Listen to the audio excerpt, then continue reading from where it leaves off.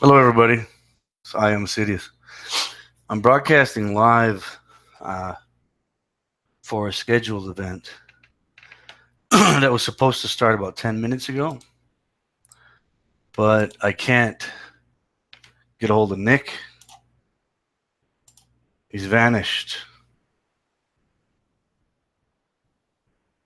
So I have no guest host, but the show must go on, right? If anybody is listening, I'm going to keep talking for at least 15 minutes. And if there are listeners, then they can chime in. But Nick has disappeared. He's off the map. And the other people I wanted to come in also have disappeared. So uh, I am I am alone on this talk, a scheduled talk. There was a few topics we were going to discuss. In the meantime, I'm going to just kind of bring up chat. Give me a second here. Let's bring this up. Bring up.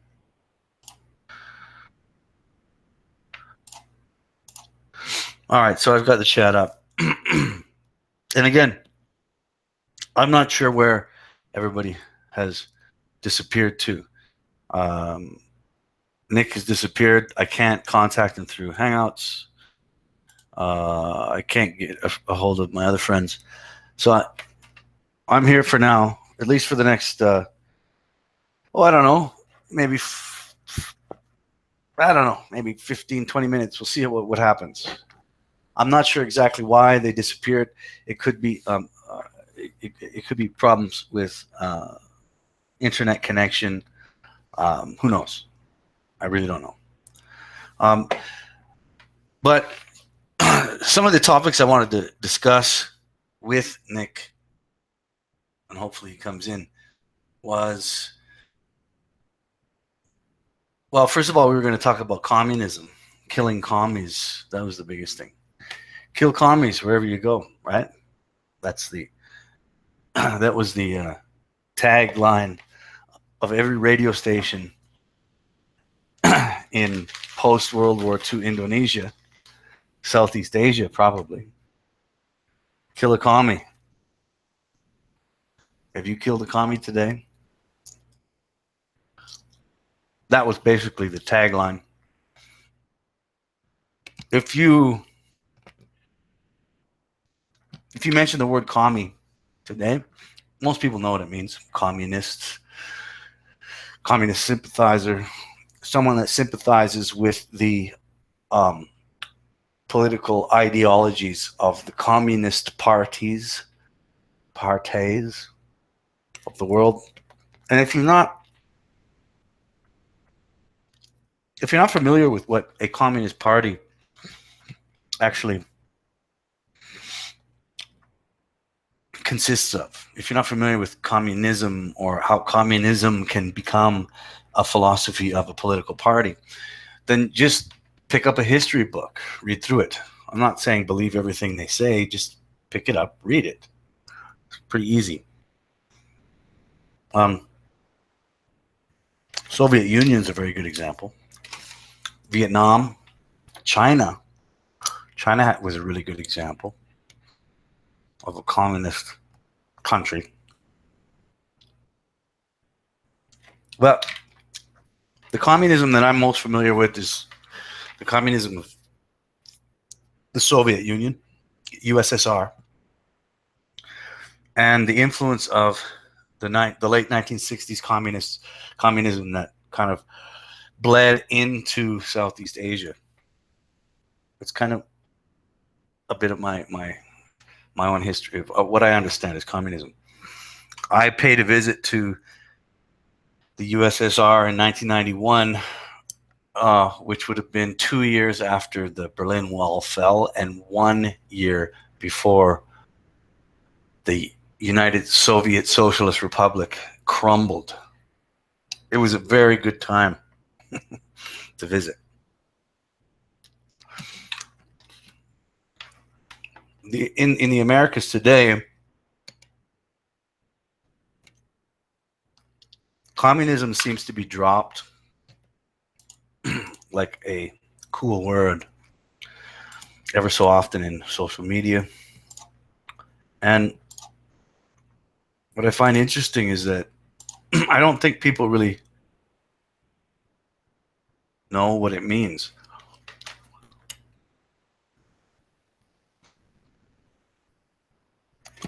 Especially the privileged class of North American elite, the middle, the lower middle to upper middle class, um,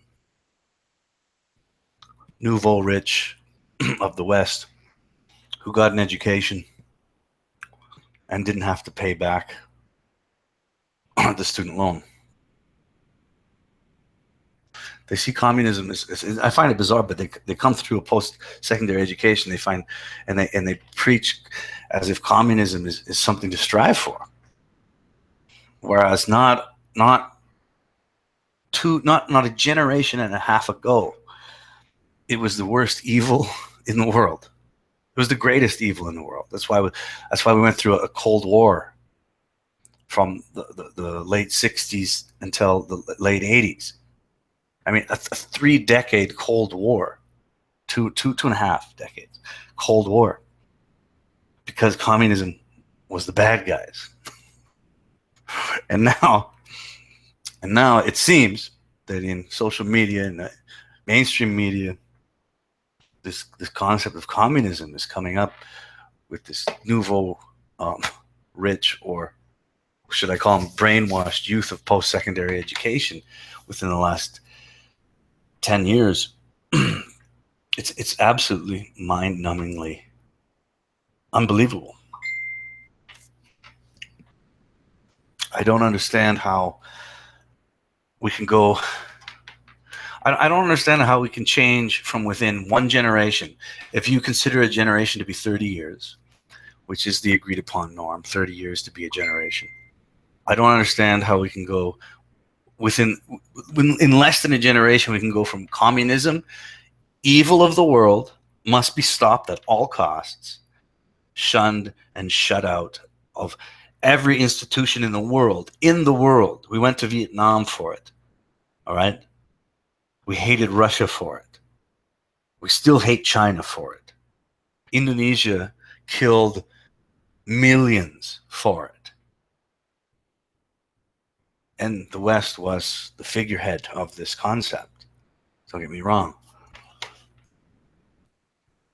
The evil of the world was communism. And now, within less than a generation, the narrative has completely switched ass backwards to the point where we have people praising communism. At least this is what I hear. Now, I'm not on the front lines. I'm not wading through lineups in college and university campuses trying to understand the brainworks of these people paying for an education that they fucking not only don't deserve, but have no business even having. I don't know the brainworks of these people, but this is what's bled through the bullshit of the media that you hear. How did it happen? I mean, is it a game now? Is it a game for the elite to just turn post-secondary education into like this switch where you flip it and every 10 years you pump out a massive population that believes something completely opposite to what the generation before did? I don't get it. I'm wondering. Somebody must have something to add to that. Go for it if you're in the comments. Like I said, I still do not have. I don't have Nick. I don't have Cabin Boy. I don't have Nick's buddies. I got none of them. They're all gone. I don't know where they went. I'm supposed to be here tonight, but.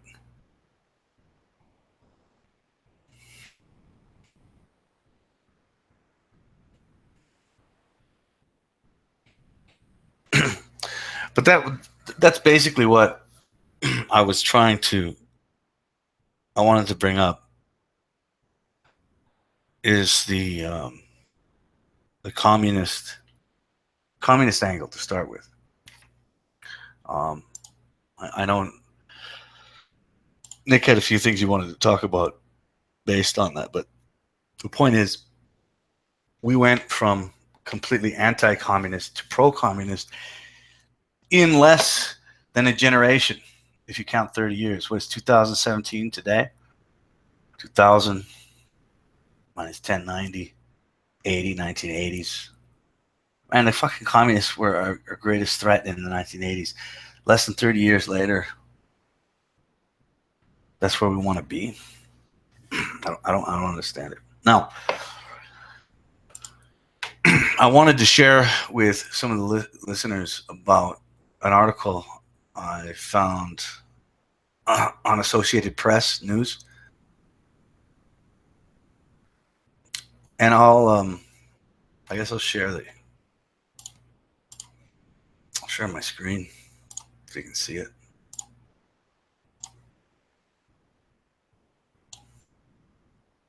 All right, you guys should be seeing this. The AP releases files reveal details of U.S. support for Indonesian massacre. And I don't know if any of you know much about this, but again, this is only in the 60s. We're talking 50 years ago. So that's less than 2 generations ago. Keep that in mind. Keep in mind the generational mile, all right? Not just the decades. Keep in mind the generational mile that exists here. We're talking about maybe 2 generations, if less.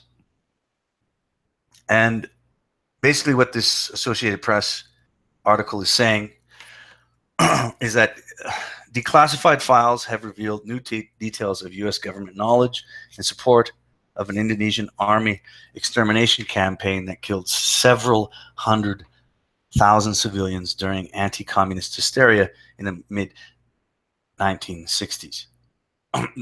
This is the news that nobody heard. Now, these documents, these key documents, as you can see here, there's a link to them, which is this page here. U.S. Embassy tracked Indonesia mass murder in 1965. Newly declassified U.S. Embassy Jakarta files detail army killings, U.S. support for quashing leftist labor movement. Man, how the times have fucking changed. Now,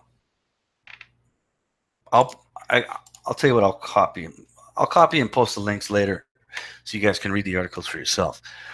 And this is pretty new. This is only like a few days ago this came out. All these files declassified. And I remember being in Indonesia and talking about this. I used to ask questions about it to not just people on the street, but people I got to know. Like, hey, tell me about tell me about the rise of Suharto. What happened? What do you know? When I was there, I was, I suppose I was about 28, 29 years old when I first arrived. So anybody my age I would have spoken to would not have been alive when this happened. But their parents were. Their parents were alive.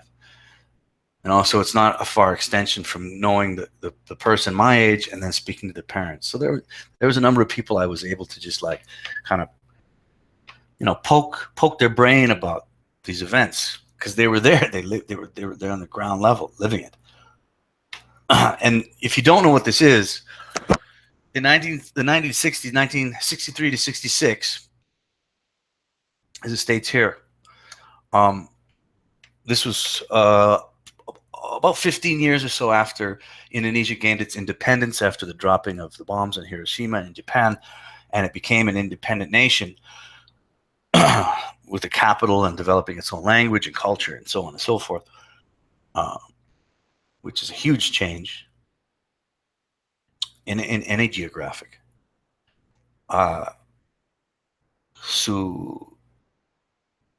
Suharto, who was the military man who was made the first president, his rise and fall was very quick. 15 years later, come 1965,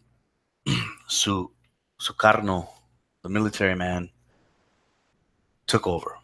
They banished Suharto to an island He was never. He lived in. He spent the rest of his life banished, isolated on an island.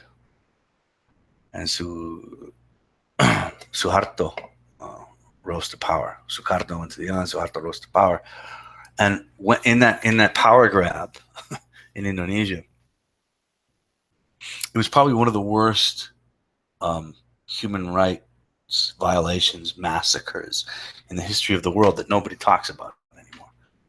About Mao, they talk about Lenin, they talk about Hitler, but they don't talk about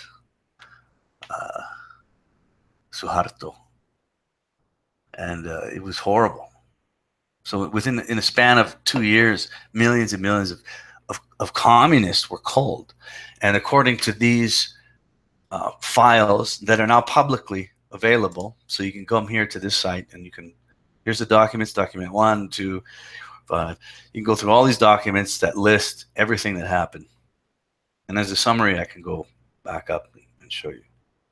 The document and the files of the U.S. Embassy in Jakarta range wildly from the daily operations of the embassy to observations on Indonesian politics, economics, foreign policy, military affairs, the growing conflict between the United States and Sukarno, the conflict between the army and the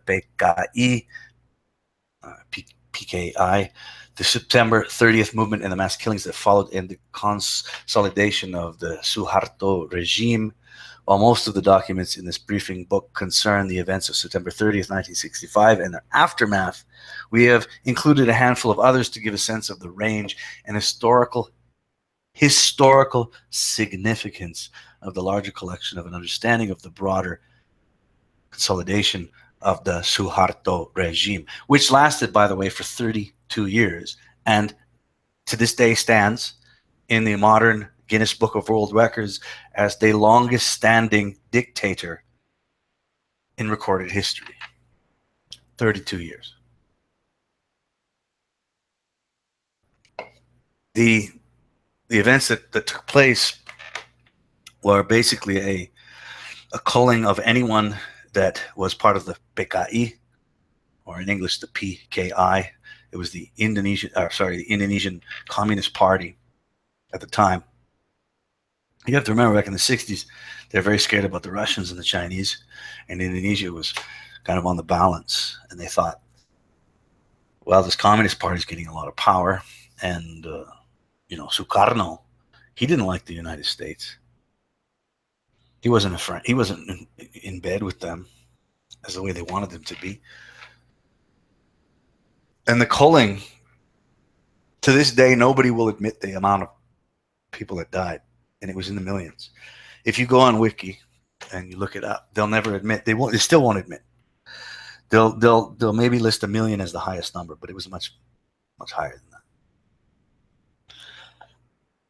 And the enemy was the communists, and the Muslims were right on par with the military's agenda, because most of the military and the military might was in Java and Sumatra, and they were mostly Muslim populations, mostly local Indonesians.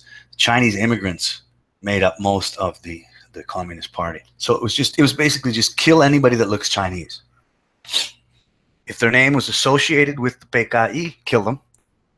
And not just them, kill their family, kill their mothers, kill their children, kill their cousins, uncles, everybody. You killed everybody.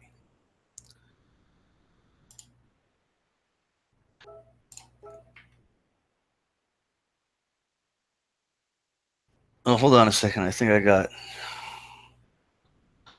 Nick is talking. Hold on.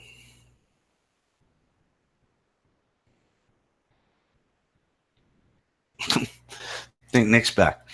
So I'm going to try to get Nick in. But the point I was trying to make is that I'll stop sharing this first. Stop. The point I'm trying to make here is that the concept of communism back in the 60s and then into the 70s and into the 80s for the entire Cold War and the season of the Cold War worldwide was of disdain, hatred. If you went into, again, like I said, Southeast Asia was horrible. Uh, people were getting killed. Their families, extended families, were being murdered and massacred because they associated with communist leanings. And if your ethnicity somehow was associated with communism, you were also cold. So in the case of the Indonesian history, if you looked Chinese and you weren't Muslim, dead. And it infected the minds of the population so deeply that normal people, the people that went to the masjids, the mosques every day, that opened up their stores in the morning, said hello to their neighbors, these normal Muslim people became rabid, uncontrollable masses that went door to door, killing anyone that was either confirmed to be communist, a friend of a communist, or looked Chinese. This is the mass manipulation of the minds of a populace, manipulated by the cult of religion and politics. It's a story that's not told in the West because it's a very, very, very good example of what can happen if you lose your mind and identity, yeah, and the politics that they sell you. Religion was the main media mind at the time in Indonesia that turned regular shop owners and people that prayed 5 times a day and went to the masjids and the mosques. It turned them into killers.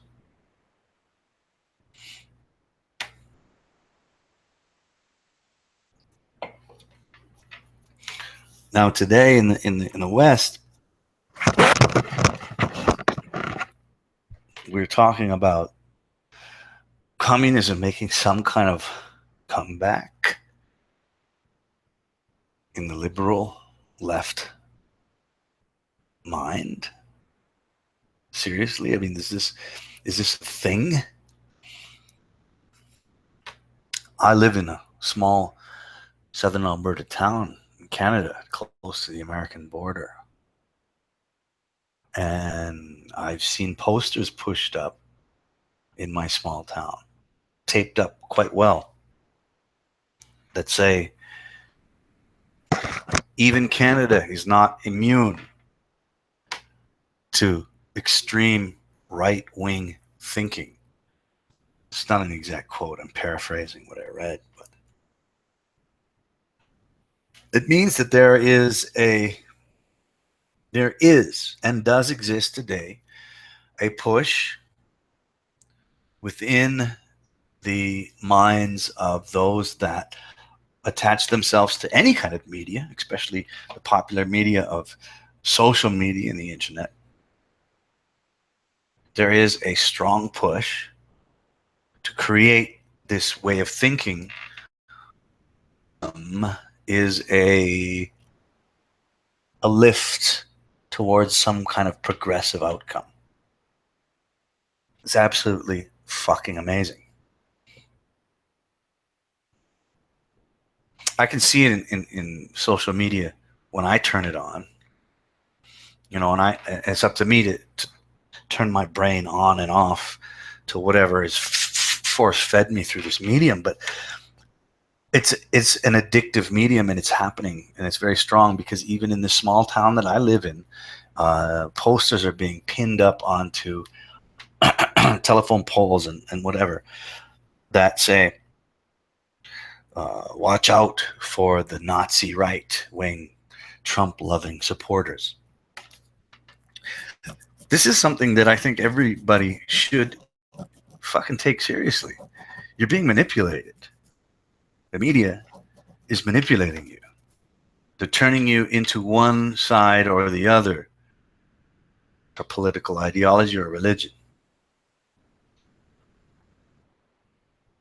And history tells us that that only ends in the death, in the horrible deaths of too many people. Hmm.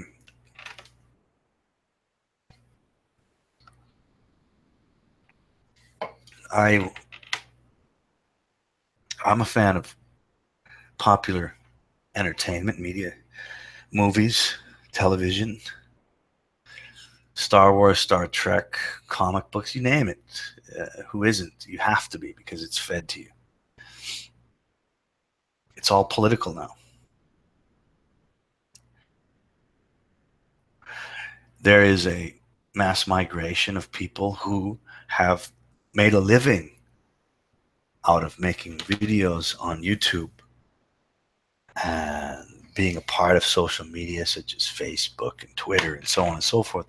There is a huge idea sparking in the minds of the people that have been doing this of a migration away from the popular companies such as YouTube, Facebook, Twitter, and so on. As I mentioned before, people are thinking, my God, we can't be a part of these institutions anymore.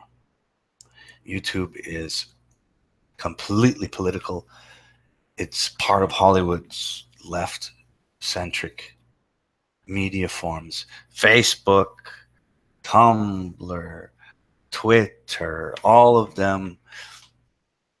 So there's people seriously going, we need to move away. Like, we need to get out of these platforms. We can't be on YouTube anymore. Like, some of the biggest personalities that I listen to on YouTube are talking about this. They haven't left yet, though. It hasn't come to that yet, but it is. There's this slow push to get away from it. You're being manipulated. Your senses are being manipulated, and people know it, and they're getting tired of it. The golden age of the internet was maybe 10 years ago, and that's it. The golden age of the internet lasted about a year, 2 years, maybe 3. That was it. And it's taken over. It's assimilated now. The Borg of media has taken it over. So now what I hear and you hear is that a large number of children coming through post-secondary education systems in the Western world are coming out, having a voice on social media, and telling everyone that communism is the new thing. Thumbs up. Let's be communists.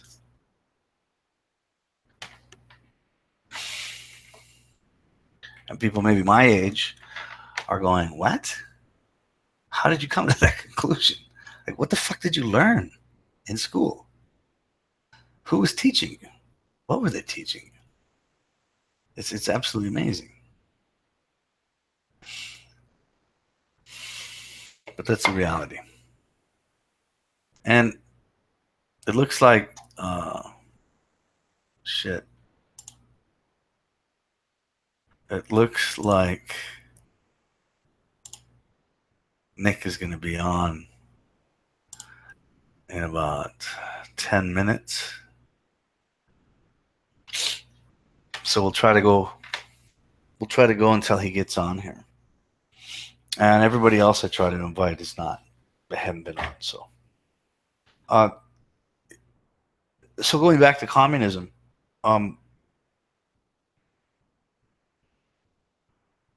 you have to realize that social media and media in general is telling us that this phenomenon is happening. But when you start to see it manifest in real life, outside of it, if you walk down the street and you see posters like I have of someone saying, the Nazis are coming, get ready to punch them. I've seen that, not literally saying that, but I've seen the posters. that means there's somebody real in real time in real life posting this up that are mimicking and parroting these ridiculous concepts. It's not a mirage. It's not just a social media phenomenon anymore, which I suppose is the plan altogether. So in the end, you have to look for signs of that. As if you're a MGTOW, you have to understand that as a man, you're an individual. You are part of the male, the masculine, and as an individual, and with the skills and talents that are innately yours as a man, you should be able to see through the bullshit, right? And the concept that I was speaking about, this idea of just people adopting the label of communism again, not even a generation after it was the greatest enemy, the greatest enemy. I mean, think about it. What Nazis and communists? What greater enemies have we had in the 20th century, and brand new into the 21st century? I mean, what greater enemies have we had? None. But now, not even a generation passes, and we're starting to adopt that as some kind of hero worship, and it's fucking bizarre. I don't understand it. But again, as MGTOW, you should be able to see that right away. Separate yourself from that. Put yourself outside of those concepts, above them, look down on them, and assess them. That's the idea of MGTOW. As an individual and as a man, you need to be able to separate yourself emotionally, detach yourself from the world around you and look at it objectively.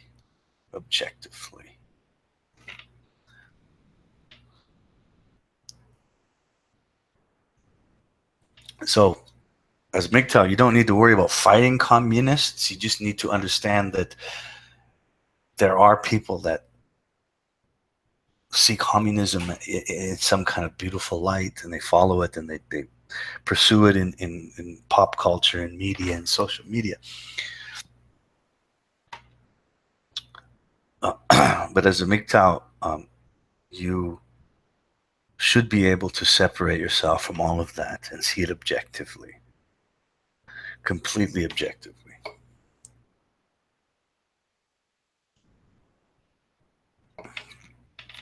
One of the things I've noticed that's not talked about a lot in the MGTOW circles, and I have to admit, I don't spend a lot of time inside of the MGTOW circles socially and social media aspects. I don't do it as much as I used to, but what I have noticed is that a lot of people do not talk about when it comes to MGTOW is they don't talk about the man as an individual and very positive pursuits that a man can take, which often go against the popular media narrative. A man, for example, men are often tied to sex. Men are tied to sex. Even I've heard even MGTOW men tell other MGTOW men, "Come on, man, you got to be sexual. If your dick's not in a pussy, it's got to be in your hand. If it's not in your hand, it's got to be in a machine. If it's not in a machine, it's got to be in a video." You know, society keeps men tied to sex, and it's a death knell for most men. You need to, yeah, you have to understand that sex is a biological drive that is no different than hunger. You can fast from eating. You can change your diet. You can choose to eat certain foods or not other foods. You can choose to abstain from eating for periods of time. And all of this to meet certain ends. Sex is no different. It's not a be-all, end-all. It's just like food. Except the beautiful thing about sex is that if you stop having it, you won't die. You simply have to master it. Master the base desires. That's what a man has to do. Master your base desires. What I find a lot of MGTOW doing is constantly, and especially if you're on Facebook, social media, it's incredible. If you go to Facebook groups, it's incredible. MGTOW groups and Facebook are just absolute shit. You have people posting pictures of half-naked women asking, "What would you do?" There's no discipline. There's no understanding of what it is to be MGTOW. Master yourself. Master your emotions. Master your desires. Be the master of your house. Don't let sex dominate you, because then you're allowing your desires to dominate you as the man, the master. Look at women. Women are hypersexual, easily manipulated into sex. Probably of the two genders, the most likely to cheat, to be non-monogamous, multiple partners, especially nowadays. Women have fallen for the complete addiction to sexuality. It's horrible. I mean, most women, any woman you look at as you walk down the street might look innocent enough, but if you just simply swipe left for just a second and see what they really are, in other words, look at their Tinder account, and they're shoving shit into their holes taking pictures of it, because that's what they believe is empowerment. It's not empowerment, and it's not empowerment for men. Being a slave to your lusts and desires is not MGTOW. That includes eating, drinking, drugs and alcohol, sexuality.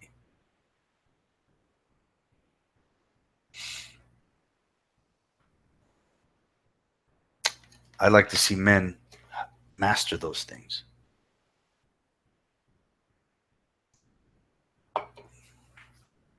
You tell me. You tell me. What is the greatest what's the greatest crutch that most MGTOW men have to overcome? And I'm not talking about blue pill men. When you reach MGTOW, you reach a certain level. MGTOW men, what's the biggest crutch you got to overcome?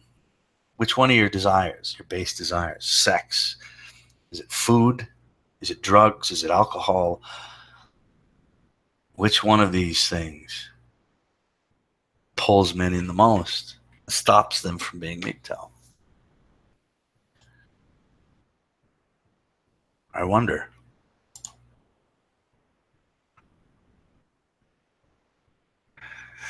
Well, somebody's saying,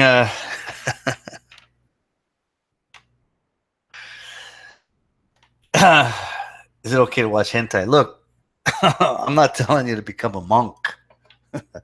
I mean, sexually or otherwise. The point is to have control over your desires. Control. You got to turn yourself on and off. Porn is it's a bad avenue.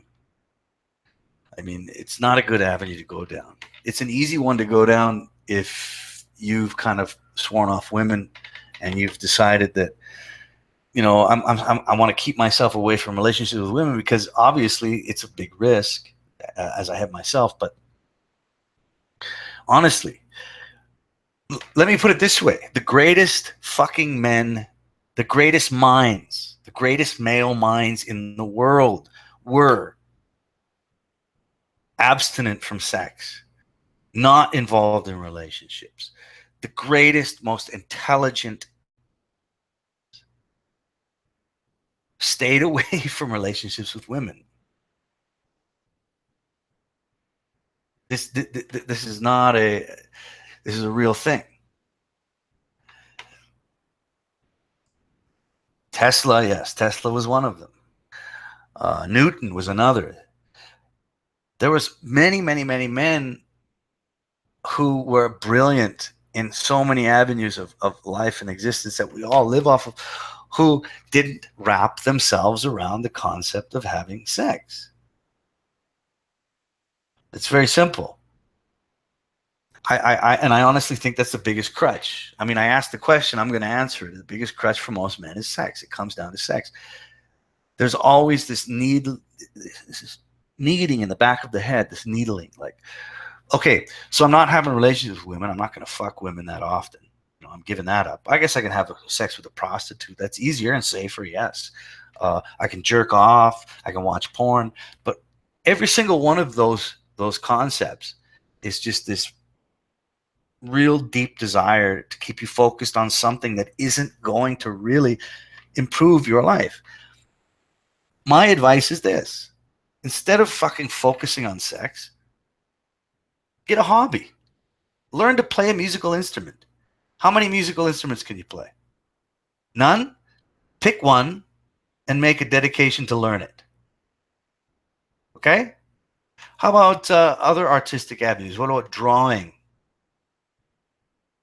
What do you like that you see from a distance that you want to become? What skill would you like to learn? Woodwork. How about woodwork? Right? How about writing? There are so many things that a man can do that if his energy is put into it. I'll tell you, every single man is a genius if he stops focusing on sexual desire and puts that energy into self-improvement. How about repairs? How about automobiles, cars? What do you enjoy? What are you attracted to? Maybe it's programming, right? But again, most men, even MGTOW men, they can't see it. It's got to be this. My dick has to be in my hand to some degree. You know, it's incredible. And it's sad because men shame other men too. They shame them, like, "Oh, you're not having sex." That's the first thing to go to. "Oh, you're not having sex." "Oh, uh, you, you're not doing this. You're not doing. Oh, you're not. Women aren't attracted to you. You're not having. What the fuck does sex and women have to do with your well-being, man? Nothing. Nothing. Great. Like again, the greatest minds, the prophets of old, were all fucking celibate. Well, maybe not celibate, but they didn't focus on sex. They focused on things that bettered themselves. I'd like to see MGTOW men pick up an instrument and learn it. Pick up an instrument, learn it, right?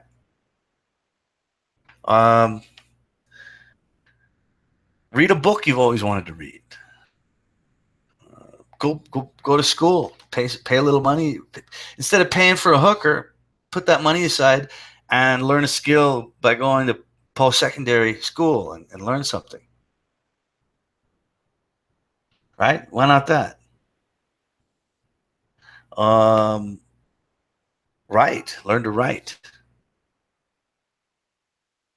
There's a lot of things men can do. You know? I mean, unfortunately, having a child is almost out of the question because, well, everybody listening knows why. There's too much of a risk. Reproducing is so risky. And unfortunately, MGTOW have to be pretty selfish. Stay selfish, man. Stay selfish, brothers. The world is not made. The world is not made for men to reproduce. Well, at least now it isn't, the way things are. Alan Romanesson, if you guys can read, he's having a conniption fit. I don't think English is his first language based on what he's typing.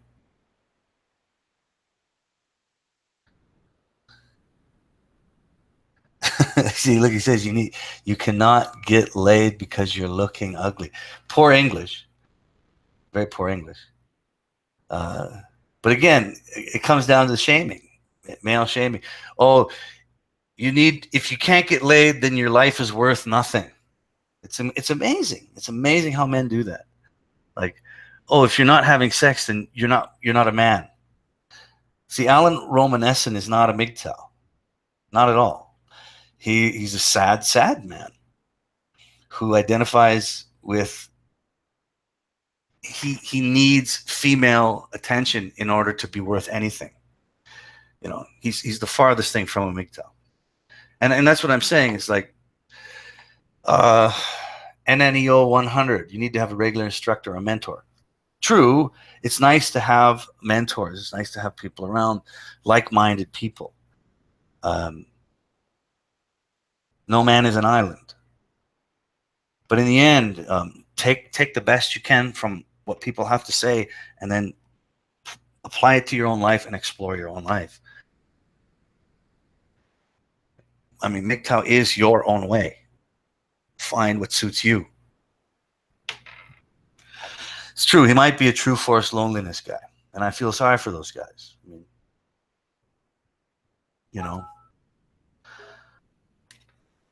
those guys that can't find women. But this is the thing. You're not. Okay, looks like Nick is back. Thank fuck. All right, Nick is here. I'm going to make sure he is invited. Give me a second here.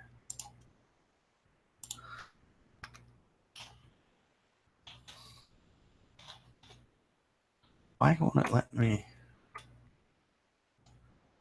For Christ's sake. All right, I'm going to try and get Nick in, and we'll get on with what I wanted to get on with in the first place here.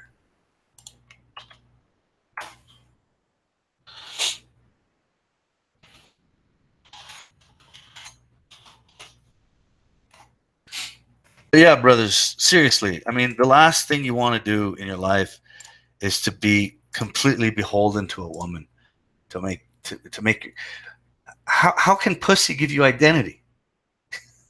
It's the worst thing, right? And it's not even just pussy, it's just the desire for it. The desire for it, and just the need for it.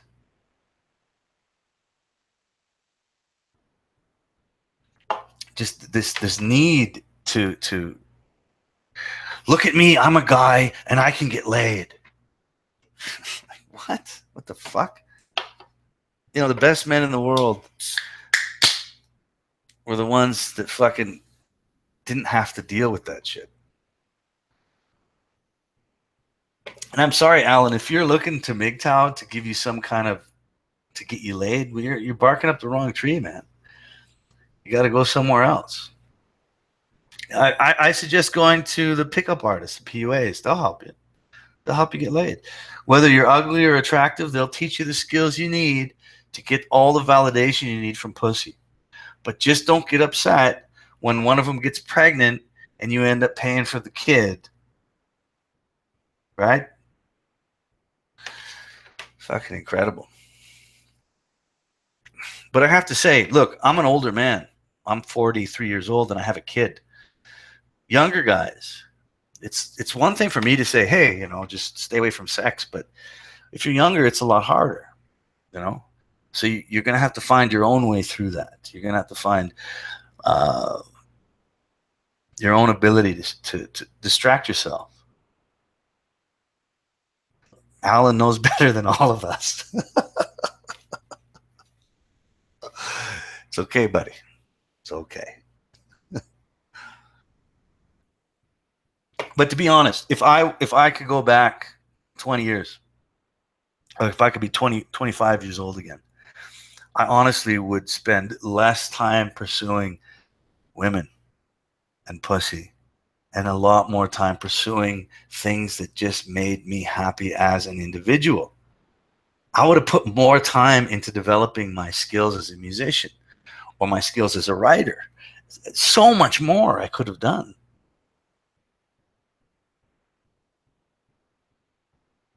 So much more. So, hey, you here, buddy? Yep. Yeah, I can hear you. Alhamdulillah. Your headphones. Here, All hang right. on. Let me get a better Wi-Fi connection. 1 second. Are you at home or are you still driving around?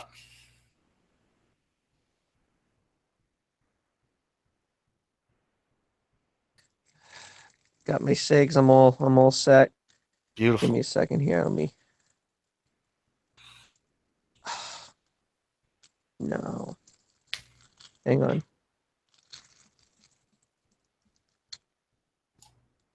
So Any? I just went on. I basically spent an hour doing a monologue here. So now that you're in, we can kind of get on with the show. So we're on right now. Oh yeah, we're live, buddy. Oh, I'm sorry. My apologies. Hi, hello. I thought we were doing this at 11. It's okay, man. I, I I put it for 8, so you were an hour late, but it's okay. Uh, I just Oh, was like, I was having dinner and everything. no problem. And the Yankees are on and they're losing and I just had to walk away from that Yankees are on disaster. now. Yep, they're losing. I think it's they're 4-0 4-0. What are they And playing in they LA made or a really something? good run. No, they're playing the Houston Astros. Hmm. Still West. Okay, so probably same I time as don't part of my red pill MGTOW my little MGTOW thing is I avoid sports. So I'm not into sports anymore, but I am a Yankee fan, so that is necessary. Well, I was just talking about, I went through the whole commie rant already, and then moved my way into MGTOW, but we can go back over that. But right as you came in, I was kind of talking about how men as MGTOW, uh, one thing that I think is vital, important, is to improve yourself. Uh, so when it comes to sports, for a MGTOW man, one of the best things to do is play a sport. Find a sport you like, join a Yeah, team, and play it. yeah. I don't. I'm not really athletic. Every time I try doing it, I lose confidence in myself, which is bad. But yeah, it's better to actually do a sport. Do those. Be active. Yeah, Don't be sit around and active. just watch the boob tube. Yeah, I mean, watching sports is fine, but I mean, if you're active, if you're athletic, find a sport, pick it, play it. Well, I go to the gym. I go to the gym. I spend at least an hour, hour and a half a day. Today I spent 2 hours. There you go. So that's been something. Yeah. So, I mean, I got to offset the amount of carbs I eat. So I'm like, shit. I eat how much pizza, and I don't do cardio though. I'm not a cardio person. Okay. Well, and I'll worry about cardio when I'm old. When I'm like in my 40s and 50s, that's when you got to start really doing cardio. Right now, I like, don't drink. I don't really have any vices besides an occasional cigarette and a beer, but uh, so I'm all right. yeah, What are you like talking me. about? Communism? What in Indonesia? Yeah. So basically, what I did was, I went through. Well, I just kind of did monologue shit. I was just talking out my ass, basically, about a lot of the stuff I came across here, and I started with the the AP news of the files that became what do you call it, declassified, Yeah, declassified. declassified shit. And this is pretty amazing stuff, man. um I'm gonna put the links for the viewers, if we have viewers that are interested in watching, or sorry, reading shit, because Hmm. um it's pretty amazing. Like, I remember talking about this before with people, and even when I lived in Indonesia, it was always, I was so curious about it all the time. So I used to bring it up, like, probably more than I should have, with friends and people I knew, right? Like, hey, tell me about Talking politics. yeah, like, hey, tell me about, what happened in 1965 and 1966. Like, what do you know? What did you learn? That kind of shit, right? I was so curious about it. And one of the things I found is that most people Number one, it was very, very taboo to talk about. Like, Well, it is taboo to talk about politics. well, not, and I'm talking about shit, man. This genocide. Hey, tell me about the time that the president, because you got to remember, I arrived in 2002. That was only 4 years after Suharto fell. Okay, that guy holds the world record for dictators. 32 years, man. Right. He holds a world record, 32 fucking years as a dictator. Right. So I show up in 2002, some brass fucking expatriate, and I'm like, hey, tell me about how your president committed the worst genocide in history. It doesn't go down very well, man. Mm-hmm.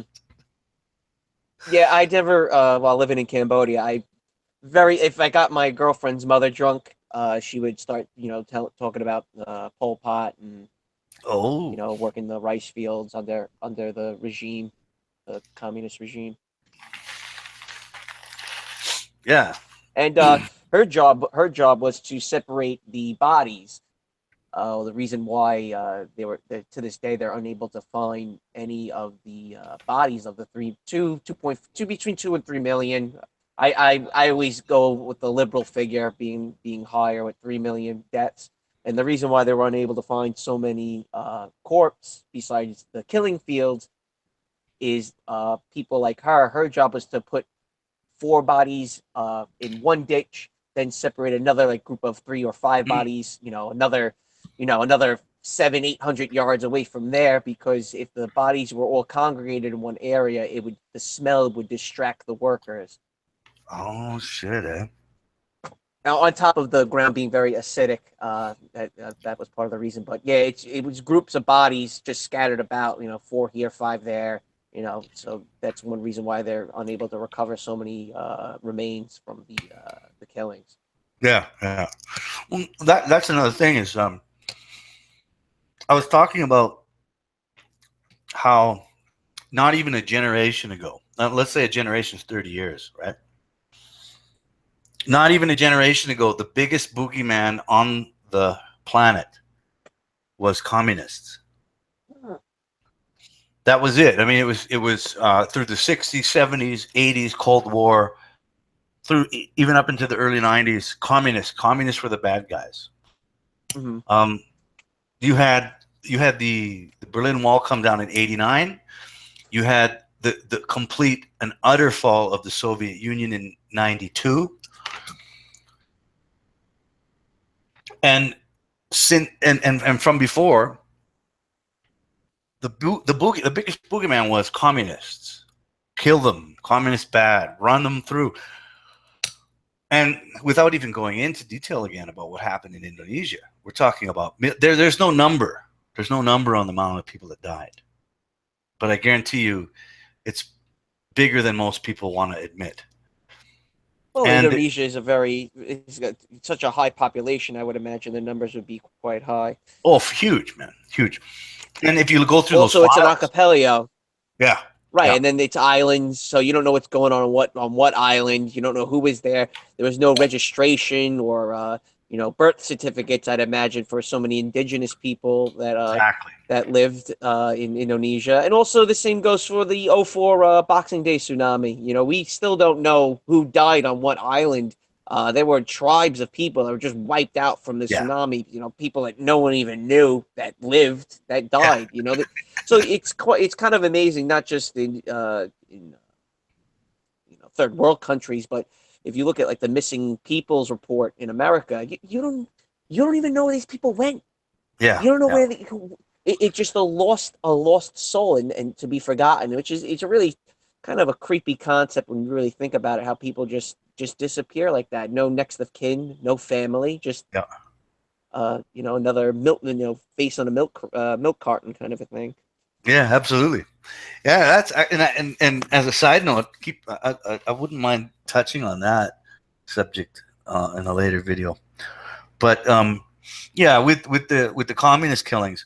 Now, the other thing, one thing I wanted to say is, in the past, when I used to discuss it, when I found people willing to discuss it with me, one of the things that often came up was that uh, these killings were basically first initiated by the military, which was, as these files show, funded by the United States. The United States said, "Here's $20 million. Go kill communists." Mm-hmm. Right, to the Indonesian military. Um, but in the end, what happened was the propaganda machine turned it into, again, the boogeyman of communists. And because the population, the biggest density of population in that country are in Java and Sumatra, and they're all Muslim, Mm-hmm. and they're all Muslim locals. Anybody that was not a Muslim, and most people that were communists, were Chinese. They were Chinese immigrants, maybe 2, 3, 4 generations in the country, right? Mm-hmm. So you didn't even have to be a known member of the PKI, which is the title of the Communist Party, or a relative of them. Because they did. They killed, not only did, if you were associated with the Communist Party, not only did they kill you, but they killed your brothers, your sisters, your aunts, your uncles, your children, your fucking neighbors. Right. Right? Which is on, not to be a cruel douchebag, but that's that. It's what? Say it again. You cut out. Whoop, you're breaking up. Say it again. You cut out. It's understandable why they would do that, because if you're a communist, therefore the people that are around you would think on the same thought pattern. Exactly. but it went beyond that, because it infected the minds of the majority population, which were local uh, Muslim, Javanese, and Sumatran people, like that were, their ancestors were from there. They weren't Chinese, basically, and it infected their minds, and they infected it through the mosques and the masjids. Like, communists are evil, kill them, and it was hysteria. You had normal citizens, normal Muslim citizens, walking the streets with machetes, going to every house they knew there was a Chinese person in and killing them. Right.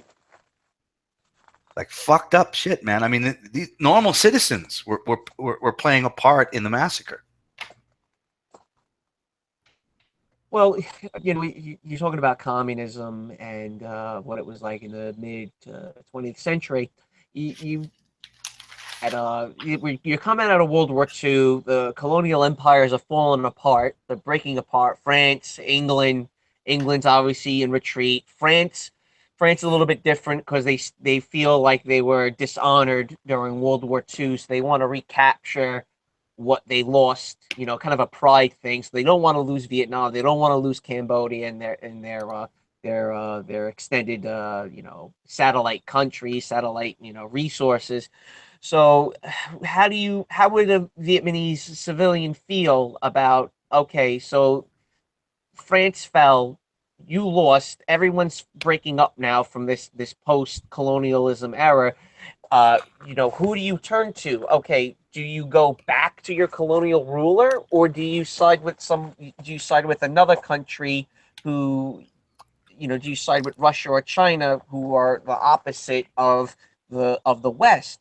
So it's a little bit. Mm. You got to understand that it's more of a independence movement, not so much communism. I'm sure most of them had no idea what communism really was. It was all about just getting the foreigners out of your land. And I think a lot of the Mm. Western countries are like shit. We can't let them fall into the communist hands, because then we'll really lose these regions to our adversaries. So we got to go back and try to you know stay allies with them, whether that be through brute force or collusion or trade, what have you. So you have to take it. You have to look at it through a different spectrum, through a different lens. That the people in Vietnam would say, you know what, fuck that, we're not going back with France. We want to get away from the West. Oh, what does China and Russia have to offer us now? And Mm. a lot of them probably didn't understand that. Hey, look, it's actually communism. But obviously the peasant farmer doesn't see it that way. All he sees is independence. We want our country back. We want to be unified as a nation and not have any outside influences. Yeah, yeah. Well, one of the things that I wanted to kind of expand on is that, okay, going back, I saw those articles and those files a few days ago, and I thought it was fascinating just based on my own history and my own understanding. But what I think is the most fascinating is that, okay, 40 years ago, 50 years ago, we're talking two generations, not even. Communism was the worst fucking word in the English vocabulary. And now a generation and a half later, it's being spoken on the tongues of many liberals in the West. What the fuck's going on? How did that happen? Well, we touched on this the last was it 2 or 3 weeks ago that Mm. you've rewritten the term communism. Now it's progressive. Now it's what's the word, virtue signaling, those type of terms that I don't think we're not taught Soviet Union history. We're taught about World War II. We're taught about Nazis again because Germany kind of falls into the Western sphere of influence versus Eastern Europeans. So we're not really taught so much Eastern European or Asian history.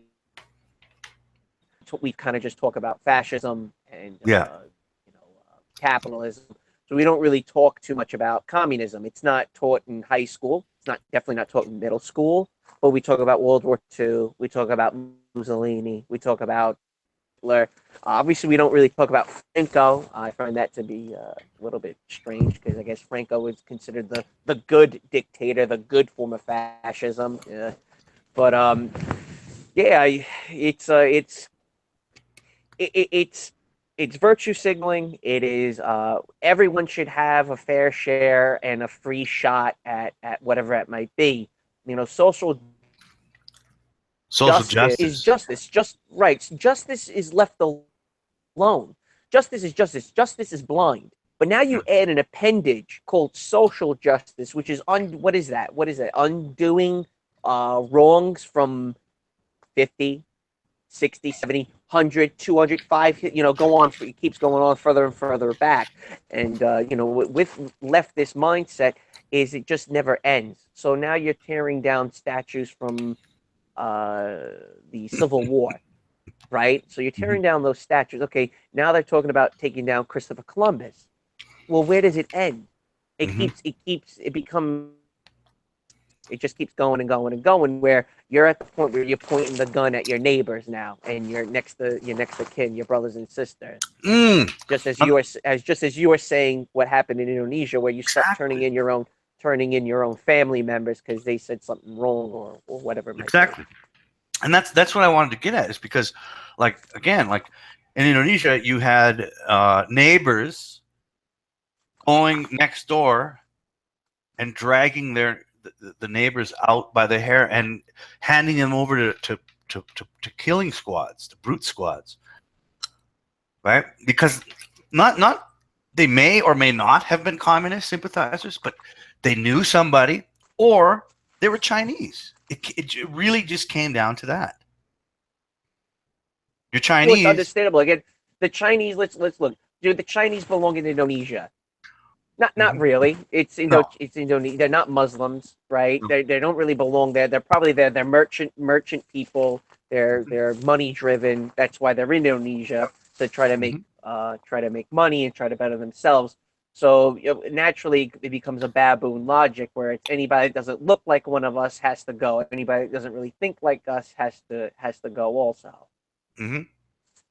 And you can see that now, kind of with the fringe racist white nationalist right in America, where they are now, hey, look, that's a foreigner. Well, actually, he's probably been here for a really long time. Well, he doesn't really look like us, and therefore he doesn't belong in North America.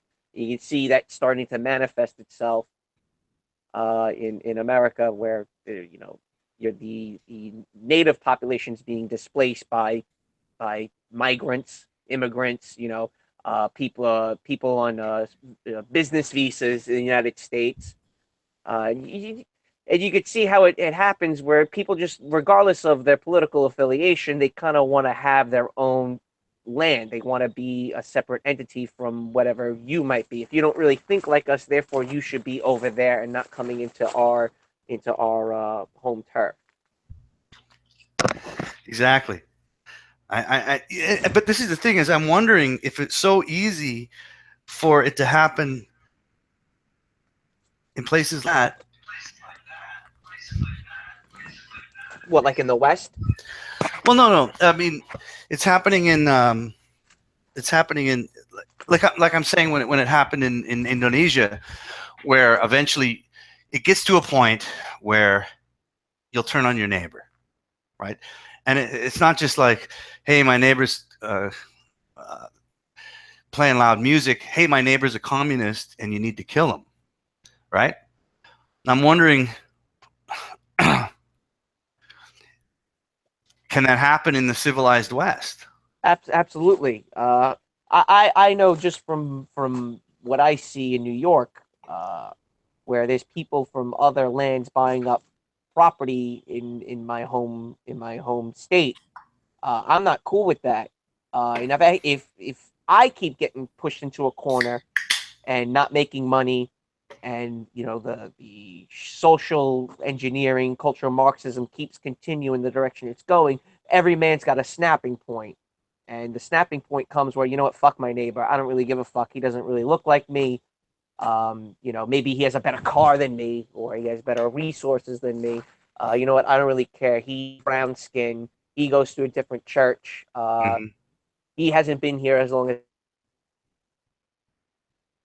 Yeah. back. Sorry, I missed that last part. Say that the last part It, again. You it's it, cut out. it sorry.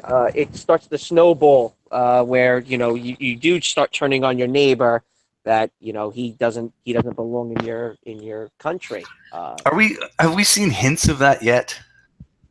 Here, have we seen it? Because I mean, I'm really trying to put myself. I'm trying to look at what's happening here, and I'm trying to compare it to what is very Well, you're horribly being you're happening. being demographically replaced. How does that make you feel? Right. Okay, Right. so now that obviously voting in Trump was a step in the right direction, so it doesn't get to the point where there might be bloodshed, but Mm. it obviously Trump has not done anything whatsoever in regards to immigration, as far as I Well, can tell. apparently he's making prototypes of what he wants the wall to be. But again, that's just shit I see on social media. But you still got airplanes. There's still people overstaying their visas. He hasn't, Chinese people can still come into America and have a baby and automatically makes them a citizen, and that's a pretty obsolete part of Yeah. the amendments in Hmm. our Bill of Rights, or whatever it fucking is. But it doesn't matter. These people are coming here. They're bringing lots of money, and they're buying up your land. Now, you can't buy a home because how expensive it is. Why is it so expensive? Because people with a lot of money from other countries are buying your land. Can you do that in Indonesia? Can you do No, that in other countries? no, you No. can't. So, what are you going to do about it? Is the biggest scale of things, and I don't want to get into talk about killing people and stuff, especially on YouTube. But man, it's not a good feeling, It and could come to and that. also it's not smart for people from other countries to keep coming over here with this type of climate. It's not talked about out loud, but a lot of people kind of dog whistle to one another, knowing that we got a major problem on our hands. Well, that's the thing is, it could come to that. Like, it's people don't people here, I think, in the West are so comfortable. Um, they really haven't had to deal with any kind of real threat locally for so long, except for a tornado, maybe, or a Right. flood. But a real political and human threat, they haven't really had to deal with it in such a long time. you know, and coming, like I said, coming from the Southeast Asia, where that's like a fucking ongoing thing for people. For them, it's like, hey, tomorrow, you know, we might all fucking point guns at each other. It's fucking normal. And I'm just wondering, Well, you know, right. I mean, so you're bringing in people from other countries and they start fucking your women, right? And you're not yeah. getting fucking. Well, how did that make me feel? Like, I just got off the phone. I was talking to some girl. She was Haitian, actually. And she's telling me she's seen some Albanian guy who's only been here for 2 months and doesn't speak a word of English. And I'm Mm-hmm. like, what the fuck are you doing? Well, he's really sweet and nice. I really like him. I go, you don't know anything fucking about him. He barely speaks a word of English. So she's like 19 years old, banging a dude who just literally got off the fucking boat.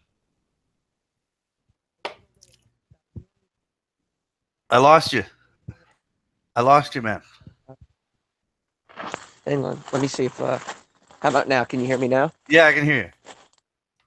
So here's a guy who just got off the boat and he's already banging American women, even though she's technically Haitian. But that this goes on and on. One of my brother's best friend's sister got impregnated by a Turkish guy. She had the baby and he went back to Turkey. What the fuck is that?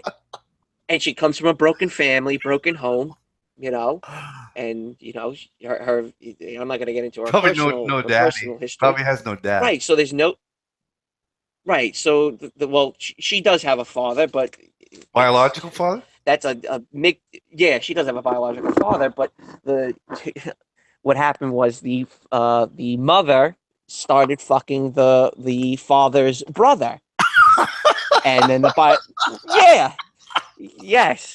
So what's the ramifications of that? Now she's gonna Oh. bang some immigrant Turk, Muslim, Oh my god. the guy impregnates her because most people from those type of nations don't believe in like contraception or Yeah, pulling no, they don't out. want to pull out. It's just like, aha, No, I let me fucked you, my impregnate this woman. fucking.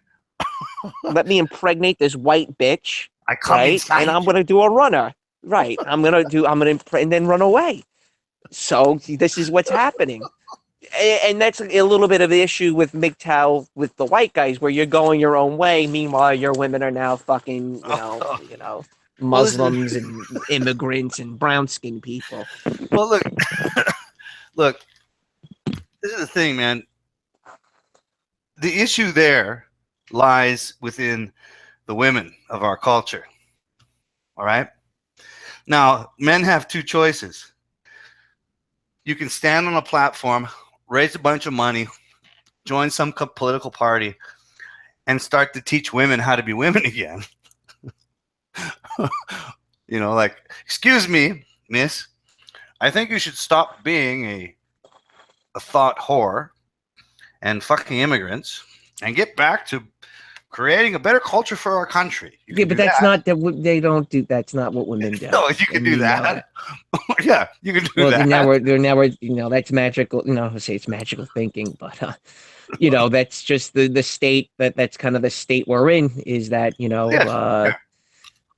The change. they come from a much more misogynist type of culture and stuff where there's none of this chivalry and let me put the coat in the puddle for you. It doesn't Absolutely. really work that way. No, Meanwhile, but you've been groomed to think that way. right. And meanwhile, women don't really respect that. So, me and MGTOW expat were discussing that. We were raised in a very, very bizarre manner. Mm-hmm. Women like nice guys. So women are telling you how to act young towards women when in fact they do the complete opposite. You know. Meanwhile, meanwhile, the men that are coming over here, banging your woman, getting her pregnant and leaving. The place where they come from, they're telling women, no, you can't drive. Right. No, exactly. Right. Yeah. This is like that. It was like that in Cambodia, man. No, you can't talk to the nice looking 20-something-year-old. No, you can have single mom who's 30-something years old. Mm-hmm. But here's the Absolutely. other thing that I started thinking about though is how women reward psychopathic behavior and what how did the dog become domesticated? Well, the dog really comes from a wolf. I'm not an animal expert, but I'm assuming what they did, and a little bit from what I read with dogs, is you killed off the violent ones, right? And then that's how you start domesticating dogs, is by killing off all the violent ones. You kept the ones that were more pleasant, Hmm. and around, to maintain your farm, to look after the animals, keep predators away, so on and so forth. What is happening now in Western culture is that women are procreating with psychopathic males, abusers, degenerates, drug dealers, the worst of your society. So what's going to naturally happen is, by domestication, is you're now you're cutting off the domesticated males from procreating, and you're only going to be procreating with ones that are predisposed to psychological abnormalities, like, again, antisocial Absolutely. behavior, borderlines, narcissist. So what is that going to mean in the future? Is that you're moving backwards and becoming more of a more savage, animalistic state. Well, there's okay. When we talk about that, there's a couple ways we can go here. All right, and again, we're talking about females and their reproductivity, and their choices. So there's a couple directions we can go. We can either say women are children; they have the mental and emotional capacity of a 14-year-old, and we need to guide them and teach them and do these things for them in order for them to make the right decisions. Or we can say women are adults with equal capacity to rationalize as us adult men, and we simply have to appeal to their rationality and tell them what they're doing wrong in regards to their behavior, and hopefully come to some kind of agreement and conclusion, right? So Well, women are not rational. That's been, this goes back to like story one in the Old Testament, which was Adam and Eve, right? I mean, exactly. don't eat the apple. Don't eat we can have anything we want. Anything else. We're in Just paradise, don't eat. honey.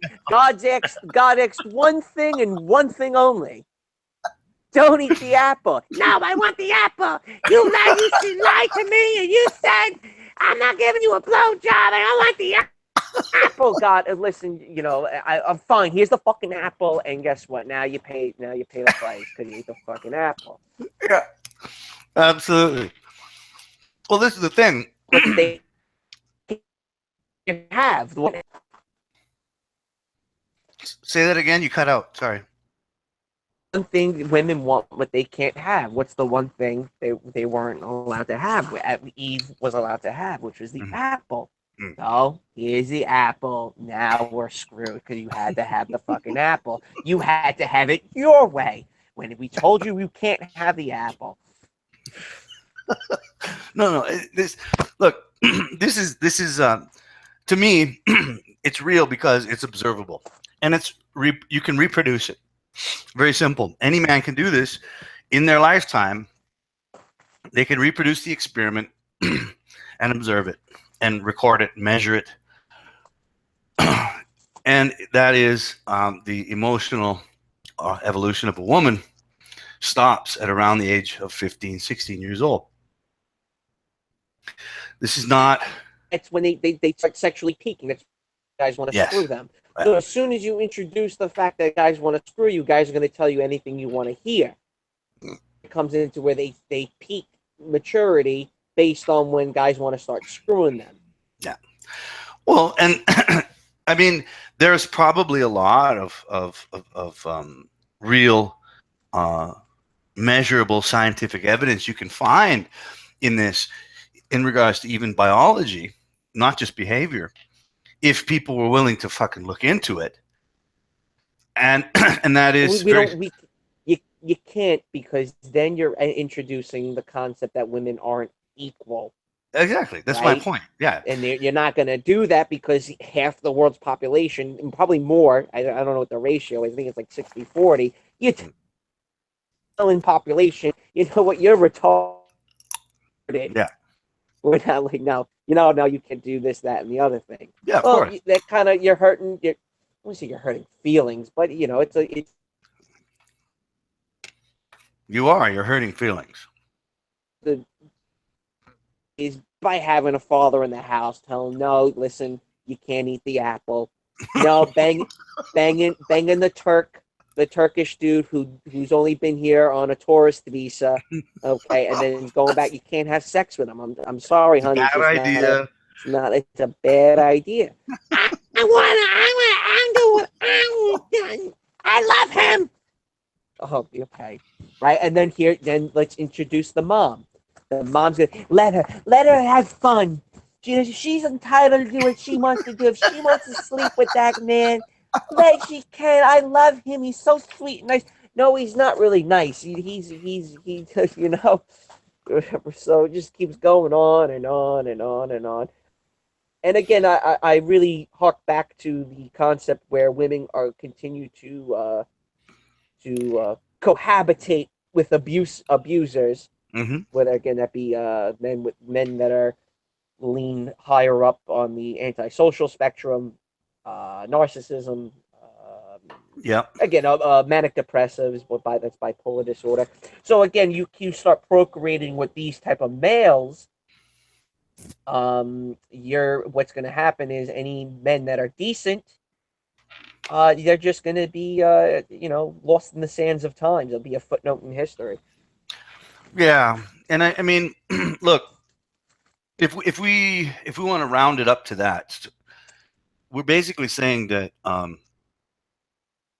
in a nutshell, in order for society to really progress in a positive way, in a way that when I say progress, I don't mean what the progressives think about Right. progression. You know what I mean? Progressive.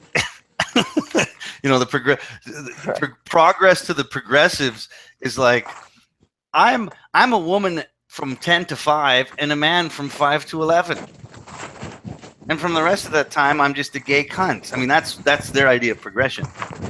But the point I'm trying to make is, in order for society to progress positively, for the benefit of most of the people in the world, it turns out that you need men to cull the emotional instincts of women. You needed them to cull it and control it. And I honestly believe this has been taught within the cultural religions of every part of the world for thousands and thousands of years. And now it's been thrown out the window. Just empower women. Just empower them. Let them eat the You go, apple. girl. Yeah, let them eat the apple. Fuck. That'll make everything better. Well, that is very true. I mean, I think most religions acknowledge that. But again, we're trying to get rid of religion, but it's backfiring. Religion's on the rise. It's not on the wane. No, it is on the rise. As you can You're see, absolutely look. I right. mean, look at ISIS as a prime example Yeah. of religion being actually on the rise, and you see a lot of Catholics, especially in the Hispanic community, converting to very extreme forms of Christianity, like evangelicalism and other Mickey Mouse versions of Christianity that America seems to reward. But Mm. uh, it, and it turns into more of a cult. Now Mormonism is more of a cult. You have other versions, I guess Quakers, or whatever, Well, like whatever might be. my opinion about that is that religion by its definition of its actions and its history is a cult. It's not it's not an institution that deserves exemption of tax. It is a goddamn cult, and it doesn't. Religion does not need a Abrahamic God at the head. to be called religion. I mean, communism's a religion in my opinion. Hmm.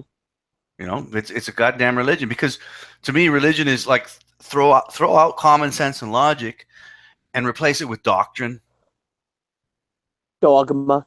dogma, and there's your religion, Right. right? Doesn't have to be Abrahamic. It can be Marxist, right?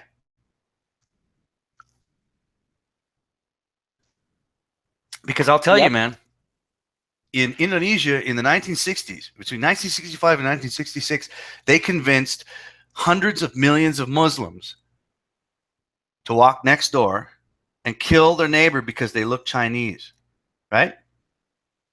Okay, but let's you're talking about Indonesia and Okay, communism. but Let's wait, make a let's let, let, yeah, go let, on. let me just say this. Okay, remember back then in the 60s, they convinced through religion, air quotes, religion. Hey, go next door. If your neighbor has slanty eyes and he's lighter skinned than you, slit his throat, and it worked. Today, fast forward 2017, America convinced the liberals that hey, this guy's a Nazi and you need to punch him. What's the difference? No, there's no difference.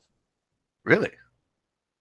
Like how close are we to the religion of politics here, liberalism, because everybody's an atheist now, right? Fuck God.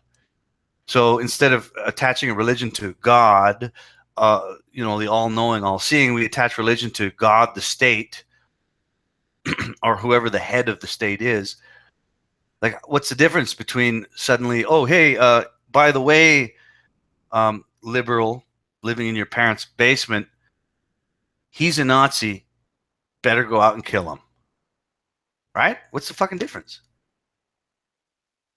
Well, you talk about Indonesia with the Muslims killing communists or those I guess Mm-hmm. affiliated or just just by accusation. That the communism didn't really take good foothold in Muslim countries. It worked well in Cambodia. It worked well in Vietnam, China.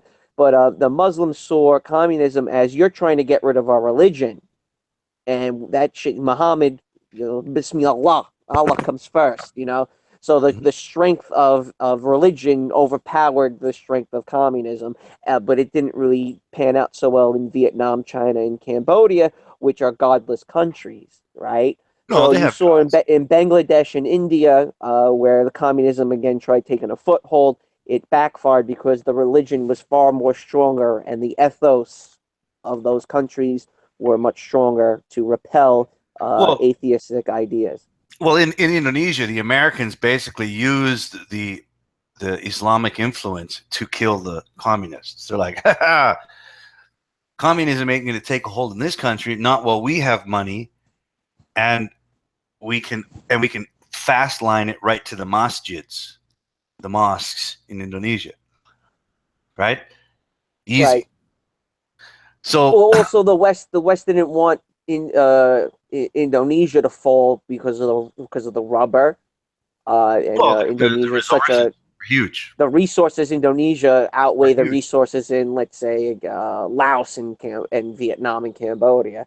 Well, even today, the palm oil industry in Kalimantan or Borneo is it's almost as big as oil. It's fucking incredible. Like the money Oh that they're yeah, pulling out of there is just in fucking incredible. yeah, I can imagine. I saw some of the rubber plantations in Cambodia and in Thailand, and I can't even imagine what it would be like in Indonesia because that's the bedrock of where rubber comes from. But Well, it's again, the palm you oil. have to. Mhm. The rainforest in Kalimantan or Borneo is the second biggest in the world after South America, and they're tearing it Mhm. apart for palm oil, not rubber, palm oil. Like they're making Mhm. oil that it basically oil that creates everything. It makes your beer, it makes your cars, it makes your tires, everything.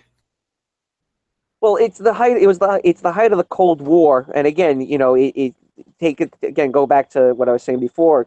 You're a Vietnamese peasant. You've just gained independence? Do you want to be in bed with the West, or do you want to be in bed with the countries that are not affiliated with the West? Would you rather be in bed with the Soviet Union Mhm. and China? And that became the trade-off.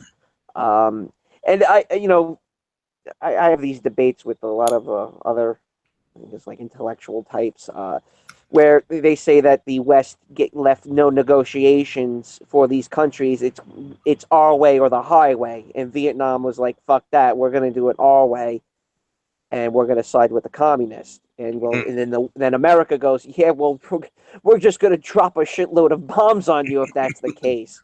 Yeah. You know, and then Mm. the other side of things is that Vietnam was the stopgap of communism, and it was kind of a warning to Indonesia, to Thailand, to other nations that if you go down this track, what we did to Vietnam will happen to you also. So it Mm. kind of like it scared the shit out of other nations not to go down.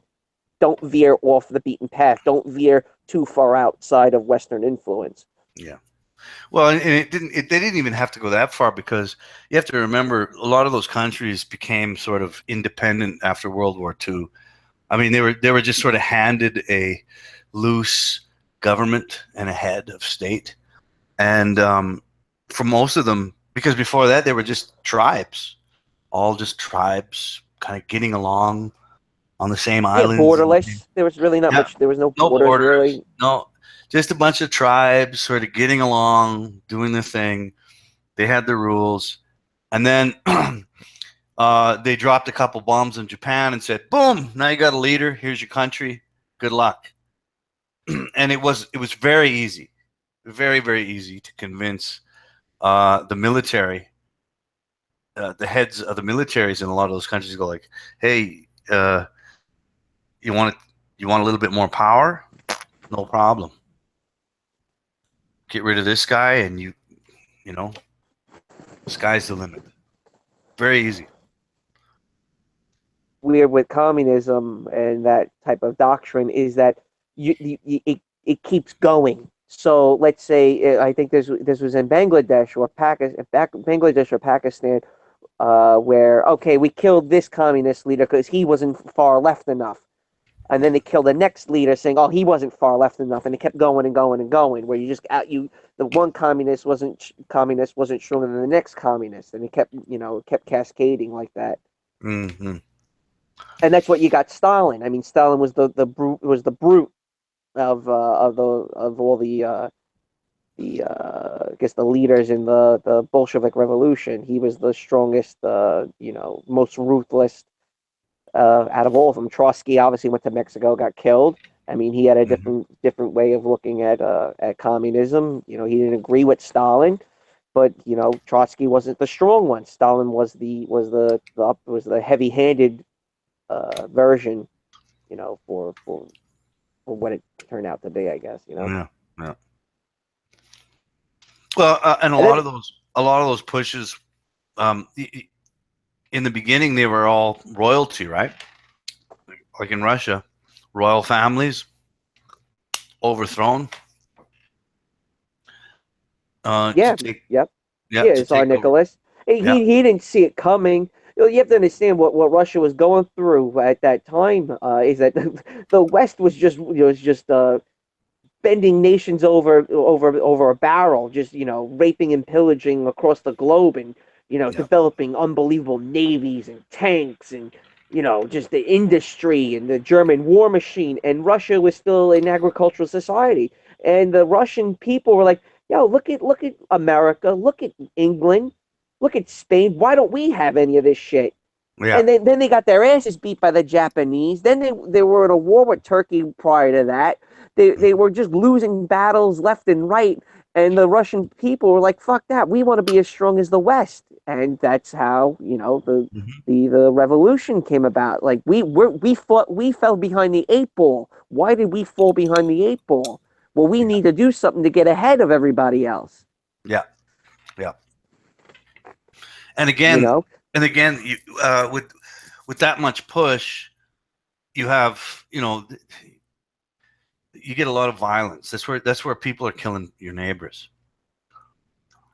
I mean, with that much push, violent push to towards that kind of change, then you're killing your neighbors. You're slitting their throats. And I'm just, again, I'm curious. I mean, this has happened before in history. We've seen it not that long ago. Right, but Not again, that those long. these were very poor, uneducated, poor, Hmm. rural That's uh, right. societies. You know, when the communists, and socialists tried making a push in Western nations, it didn't really manifest itself because everyone kind of had everything they needed, and there So was what's the you difference? you couldn't really start were at that time. Communists do. They went after the African American community and convinced them that they were the ones being the plight was on them. You Hmm. know, there's white privilege, and Yeah, yeah. Well, they're right. doing that So now, right? you go after the weakest common denominators within the society and tell them that they're being oppressed, So you and don't think that's how it started in the 60s with the civil rights movement. so you don't think that they can get away with that today in the civilized West? Let's say if they play on the sympathies of the lower class minorities, say the blacks in America, which make up maybe what, a quarter of the population, between a quarter and a third of the That. population of the West. Uh, Mhm. play on them. Mhm. Do you think they can have as much success within the environment that is America today as they did with some of the countries of the past couple generations?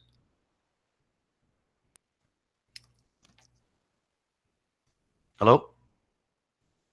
I, I don't. Here's the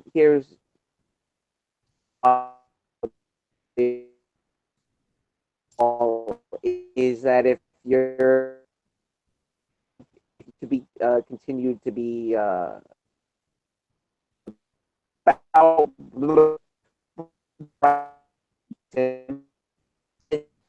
you as decline, not necessarily African Americans, but if you continue to indoctrinate them saying that white people the evil ones and stuff, and they become them a little bit scary. Oh yeah, and that's what I'm saying is like, sorry, you kind of cut out there, but from what I get is like, if you continue to indoctrinate the people, right?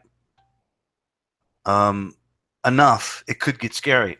And I'm thinking, in the past when it happened, they didn't have the same tools as they have today in the modern age, internet, television. Um, they incited a bunch of Javanese and Sumatran Muslims to the point of murder, cold-blooded murder, with radio and newsletters. And again, you got to remember, big condensed population. So word, faster spread of word. Is that possible here? No, because the problem in the West is that we're atomized. There is no community. That Mm-hmm. Mm-hmm. that's the big difference. Is that you're not congregating like you used to. You're not going to the church anymore. You're not going to the community centers where you can meet people, hundreds of people with the same thought process as you, because you're so atomized in your own little world. Again, you're not. Like let's say a bunch of Syrian refugees moved into the town next door to mine. They can Mm-hmm. do it overnight. They can do it. Why? Because the towns around it. Oh, I'm busy with the PTA meeting. Oh, I'm going to the football game. Right. Oh, I got to take little Timmy to softball practice. So that's how it's much easier now to get away with those things. Like you're being raped financially right now, and back in the medieval times, you would know who's doing it and you would go and settle it as a community and find the people that are doing it to you. and let's say like usury Hmm. or compound interest, you kind of knew what business was doing that to you, and the community would gather and handle it themselves. But because you have football, because you have pornography, because you have all these creature comforts, you're not going to bother getting up and fighting. You got to hand it to people in the medieval times, or Rome for that. Rome, Hmm. the oligarchs, the people that had all the money, they had to contribute back into society with public works, building a bathhouse, building a coliseum, or something for the middle class and the poor. This way, that they won't turn on you. Mm. And if you started raping and pillaging and hoarding and gaining resources and raping the taxpayer, the public would chop your head off and throw your body into the Tiber's River. Yeah. That's how it was handled. These countless amount of Roman emperors that were died because they didn't do what they said they were going to do, and they started raping and pillaging for their own selfish, greedy interests. So now it's happening now, and the public's not doing anything about it because they don't want to let go of their creature comforts, and Life is too obviously the law comfortable. enforcement life is too comfortable. Correct. They have the what do they call it? The the pleasures. Too many pleasures. It's really.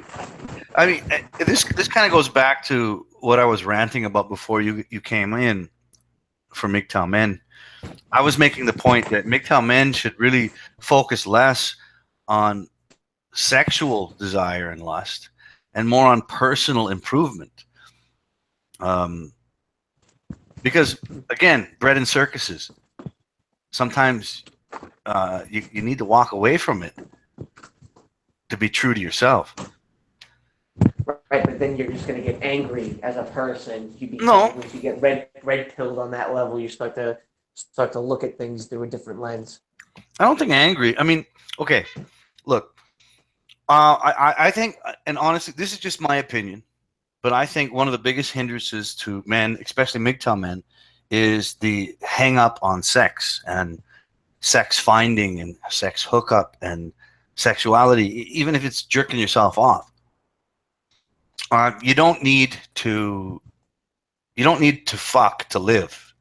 You just need to eat and breathe and drink. That's it.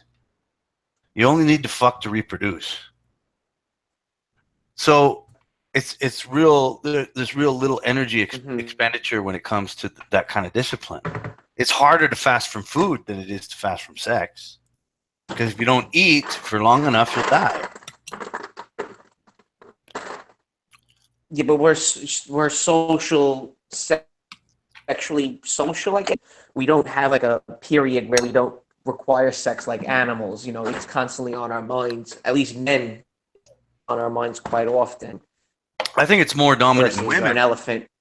It's more dominant with women because women have menstruation, which makes them fertile. Men are fertile all the time. Women are fertile for a short period of time. Thank fuck. Thank God for that. They're only fertile for like a week out of a month between periods. There's like a 10-day, 12-day window that women are fertile and can get pregnant. And that's when they get fucking horny. Men just it's always there. I mean, there's you can either always be horny or you can always not be horny. We don't have that. We don't have that window of like, oh my god, I'm on my period, or oh my god, I'm horny as hell because I'm fucking fertile. No, we don't have that. And that's why the most intelligent and resourceful men in written history were actually not married and stayed away from women. Tesla is one of them. Newton is another. I mean, we're talking the advancement of civilization itself has come to pass because, man, we're a controller of their own desires. That's it, right? So when it comes to MGTOW, I think a lot of men have to just stop worrying about the desire of sex, but that's your choice. If you want to, you can, in the modern age, take all of the uncomfortable things that come with it, which could be divorce, never seeing your child, paying child support, and on and on and on with the list. Or you could simply go, you know what I'll do with that fucking energy that I always have because I don't get periods. I'm always fertile. You know what I'm going to do with that energy? I'm going to learn to play an instrument. I'm going to learn a new skill. Yeah, but you're what you're doing is you're distracting yourself from what it is you're biologically trying to do, which is to get a fuck. It's not a So you're distraction. distracting yourself. I find it just to be distracting myself from what it is I really want, which is to get laid. That's what you really want? Yeah, I want to get fucking laid. Well, the prophets of every religion were like very, like sex was not an issue for them. We don't know that. We don't That's know that's that. that's how it's written, though. That's how it's written. But again, they could be in cognitive dissonance, about that shit. I really don't want to get laid. That's really not that important. Oh my god, a pair of tits. Oh, that's fucking way better. So don't, you're talking about what something Molyneux said that really fucking actually this is the reason why I called his show that one time. He said something with What Bill is that? Whittle. You know who Bill Whittle is? No. Who's that? He's a PJ Media. He's a Tea Party guy. He's one of like the heads of the Tea Party Oh, movement, hey, whatever the yeah, yeah, case yeah, is. yeah, yeah. All right. So back in the day, this is like 3 years ago, he had Bill Whittle, and he says, it's good for men not to have sex because they can go out in the fields and plow dirt and help their oxen, and feed their horse. And I'm listening to this. I go, these guys fucking retarded. All he's doing is distracting himself and angry and bitter. And because he's angry and bitter because he's not getting laid, so he might as well dig a hole in the ground. Dig a Right. hole in the ground so for you to fucking, dig your own fucking grave because you ain't getting no happy. Now, that really set me the fuck off because here I am in Cambodia and I'm getting laid pretty much every fucking day. And fantastic.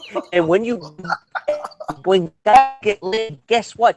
They become a little bit more reckless financially in a good way. They become inspired. They have more confidence. When I was getting laid, I felt like I could take on the whole world. I felt like, yeah, you know what? I'm fucking a really good looking girl right now. She's crazy about me. By her showing me how much she loves to be with me and hang out with me and stuff. You know what? I'm gonna go ahead and tell my boss I want to raise. And you know what? I don't really give a fuck if he doesn't say no because I'm still having sex with this hot piece of ass right now. So you see how that there's a counter. That was why I called the show to tell him, hey, you know what? I was miserable in my mother's fucking basement, 20 something Yeah. years old, not getting head, not getting fucking laid, just making no money and just being miserable. And then he comes on with Bill was, it's really good that you're fucking miserable because, you can take that energy and go study calculus. And I just like, you fucking piece of shit. Who the fuck are you to say about me? Because guess what? Now I'm having sex with a 19-year-old and she's crazy about me. And now I can channel that energy onto her and I can channel Oh, the energy on my work. Right? So there's a counter God, I wish. fucking balance of that. I wish, man. I wish. You know what I want to say to men? I want to say, you know what? Go find yourself a nice 19-year-old girl. Fuck the shit out of her every day and use that energy to make your life better. I want to say that, man. But we can't do that. We can't do that because there's only a limited amount of 19-year-olds to go around. Right? Not just that. Not just that. And we're I mean, not we're not too keen in the West on sharing 19-year-olds, are we? but not just that. Hey, again, exactly. Like, go. I could say, go east, young man. Go east. Find all the 19-year-olds you can, fuck the shit out of them, and just No, enjoy. but as you when you get yeah, but when you reach in your I'm not nearly as horny. I'm 29 now. I'm not nearly as horny when I was 19, and I'm sure when I'm 39 it won't be the same as when I'm 29. Mm. What I'm trying to say is when he said that, go play the guitar, even though in the back of your mind you really want to suck on a nice pair of fucking double D titties. All right? Like, no. I want to have the double D titties. That's what I really want. Guitar, I'm only distracting myself for a limited amount of time before I'm going to start thinking about double D titties again. So, someone's got to invent the guitar with titties. With titties. Fucking sex robot. The guitar with Yeah, but titties. here's Sex the other thing robot. is when I started getting laid, I actually didn't think about getting nearly as much. Yeah. Yeah. Also, because whatever happened, let's say I had sex one day, I can go 2 or 3 days without it again. It was much Yeah. easier to go longer without it. Some guys say that's not true. You actually want it more. I didn't have that problem. Maybe when I got a taste of it one day, and then I went a really long time without it because now you're playing psychological warfare on yourself because you don't know when the next time you're going to hit it. One of my friends growing up told me, he goes, when you fuck a girl, you fuck her like you're gonna die the next day because you have no idea the next time you're gonna hit it. And I took that philosophy and I ran with it. I go, you know what? Every time I get laid now, I'm gonna fuck like I'm gonna die the next day. He's not wrong. Do not just let it. Don't just nut 5 minutes. Yeah, Go don't out. make it don't make it like an afternoon walk, man. It's more No, important. do not do that. You gotta break out the baby oil, break out the ice cubes. Okay, whatever whatever your fetish is, just make it happen. Just go all out warfare, scorch earth, covering every mucus that you have in your body. Just make sure she's covered in it. Yeah. So Yeah. the point I'm trying to make, man, is that you can't just you know what is it? You're talking about ghosting. Ignore it. Or, Yeah, you can't ignore yeah, it. you can't ignore it. You're That's right. why you have porn. The porn is there, is in front of your face, so you can't ignore it. You can't, okay, look. Don't watch porn every day, but Well, look, you can't ignore it. Okay, I understand that. You can't ignore it. But you can discipline yourself, man. I mean, it's like if you're like a fat monk in a bastard. monastery. Yeah, if you're a fat bastard. It's a bad. That's devil. The devil's telling you to have sex, and that's bad. No. You don't have to see sex as bad. It's like food, man. If you're a fat fucking bastard, like sometimes you just got to go, hey, wait, you know what? Maybe I should skip lunch today. It's pretty simple. Like, and the thing is about food is that if you don't eat, you die. If you don't fuck, you're fine. Right? It should be easier. It should be. I don't know. I haven't had a fuck since March. It's getting harder by the day. No, I understand. But my point is like, look, I know, like, I don't look at it as something evil. I don't look at it as something that should be shunned. All I'm saying is it's a desire, just like eating. And if you're a fat fuck who needs to lose weight, you could afford to fucking skip a few meals, and it's not going to kill you. Right? It's the same with sex. So all I'm saying is just try to push that energy into a different direction, like you would if you were a fat fuck. Instead of like, hey, I want to go fucking eat a turkey today, why not fucking pick up a guitar and learn a song? You know what I'm saying? You get what I'm saying? Yeah, of course. No, I agree. So that's agree. all. Also, you have to understand different guys operate on different levels. If you have schizoid personality disorder, having sex is not is the last thing you actually want to do. You don't really want to commingle with people. You're an introvert to the point where you have a personality disorder. So for some people, like if you have Asperger's or predisposed something on the autism's, not autistic, but again, Asperger's, or even if you're just generally an introvert for that matter, not so much schizoid type personality disorder, some people don't really require it. Yeah. So remember, Yeah. I was hooking up with this 50-something-year-old woman when I was 21. Talk about Hmm. being, desperate. She goes, you don't seem like you really want to have sex, and it's really not that important to you. And I didn't want to tell her. I go, I just really don't want to have sex with a 50-something-year-old. But there you are, and I'm just like, fuck it, man. I don't really. She's all mad I wouldn't eat her pussy. I don't want to eat no 55-year-old snatch. I like your tits a lot, though. Your tits are really awesome. Can I just play with your tits? you know? You don't eat pussy. You don't know how to please a woman. No, I just don't want to please you. Oh The my God. truth. I didn't tell her that, but that's what in the back of my mind. That's what I wanted to tell her. You know. Sure enough, I get to Cambodia. I'm like fucking. My whole.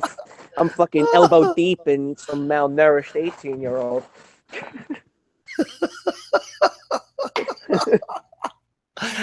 Holy fuck. You know, You know it does suck though. Since coming back. Sorry, go ahead. someone's Go ahead. calling me. Oh man. I don't think I've ever had to tell a woman that I'm not that I'm not going to eat her pussy because she's too old. I haven't had to do that yet. But maybe one day I will. Oh, still there? All right, Nick's gone. I'm going to go through the. I'm going to go through the people in the chat here. The quickest way to devalue the vagina is not to need it anymore. Very true. And I think that's a lot of the point I was trying to make to Nick is that look. Sorry about that. Can you hear That's me? okay. Yeah, I can hear you, man. Yeah. Yeah. Call. Okay. Yeah, I had a Look, call. My bad. All I'm right, just go going ahead. through the. I'm going through the chats, the live chats. Invincible Summer says the quickest way to devalue the vagina is to not need it anymore. And I want to say that yes, he's right. The less that you think you need a vagina, the less value it has, and we get back into the idea of a free market, supply and demand. You know what? There is a huge supply of vagina in the world, a huge supply, and us stupid men demand it too much for the supply, and so I think that does affect the attitudes of women. Women think that their vagina is way more valuable than it actually is. We give it too much value. Yeah, yeah. We give it too much value. I think a world peace could be achieved if men just stopped putting so much value No, on I a say world slice of pussy. peace would be achieved if every guy got laid at least once a week. I don't know, man. I think that'll put men into lethargy. You know, it'll put them into like this lethargy, like everything's okay. You know, that's the trick of Eve. The trick of Eve is come into my pussy and everything will be all right. Now that's the trick of Eve. Men are better than that. Are we? Yeah, we should be. I think we're animals. Well, okay. I don't think we're animals. I think we're above. I think we're a higher level than animals. But As my father would say, just shut the fuck up and put it in your mouth. well, that's what you say if you're paying for it, right? Or married. Or married. Yep. Which basically is you're paying for it at the highest fucking possible cost, right? If you want to say that to your You, wife, it's going to cost you your life. If you want to say it to a hooker, it's going to cost you okay. $50. What's something you love more than getting laid? Me? Oh, 1,000 things. Yeah. 1,000 things. Oh, I love play. I what? Like love what? playing music. I love playing instruments, Yeah, playing the I was just piano, gonna the say guitar. I love music Yeah, so listening much, to man. music. I love. What are you listening to right now? What are I'm you not listening listening to to? anything What at the we moment, but like what Chromeo. was the what's the last song you listened to? Chromeo. Have you heard Chromeo? Canadian band. Blow your Mm-mm. mind. From the last 10 years ago, 5 years ago. Good. Chromeo. I Listen to I Chromeo. just I heard I haven't heard in so long was U2's Achtung Baby. Oh my Oh, God, baby. Oh, beautiful. I used to oh have that on man, tape. what a great album. I used to have that on tape on the little, when they had tape. Remember tape, Yeah, right? yeah, it's a cassette, yeah. Cassette. I had that on cassette, and I listened to that fucking thing till the cassette broke. Great album, man. Invisible Summer. A woman's best weapon is a Mhm. man's yeah, a woman's best weapon is a man's imagination. Now, the only time you can capture the man's imagination is when he's very young Yes. or when Yes. he's older and in denial. So Mhm. that's again going back to why as much as many MGTOW will disagree with me, is why you marry people off very young because you Yes. capture his imagination at the Absolutely. youngest, Yes. No, no, I agree with you. right? Marriage should be done at a young age before before, especially before the woman is twisted in today's age by society. Hmm. Marry young, and the marriage lasts. And statistically, around the world, globally, it tells you people that marry young and stay married have the best relationships. Very simple. Quick question: is my camera on by any chance? Hold on, I gotta look at the. No, Okay, good. Just making sure. no, it's just a Good, man with good his stuff. back turned. It's good. That's Robert De Niro, Nice. The Nero's good. my photo. Well, he was. But anyway, look, it's difficult being a guy in the West. You know what's got to be the most heartbreaking thing? Uh, I'm getting a little not emotional, but probably the most heartbreaking thing is how much women don't give a flying fuck about you and what you like and what you do and what No, your passions are and what they don't no. care Well, do you at know why? all. Do you know why? I'll No. tell you this. I'll tell you why. Why? It's because in the past, women weren't supposed to.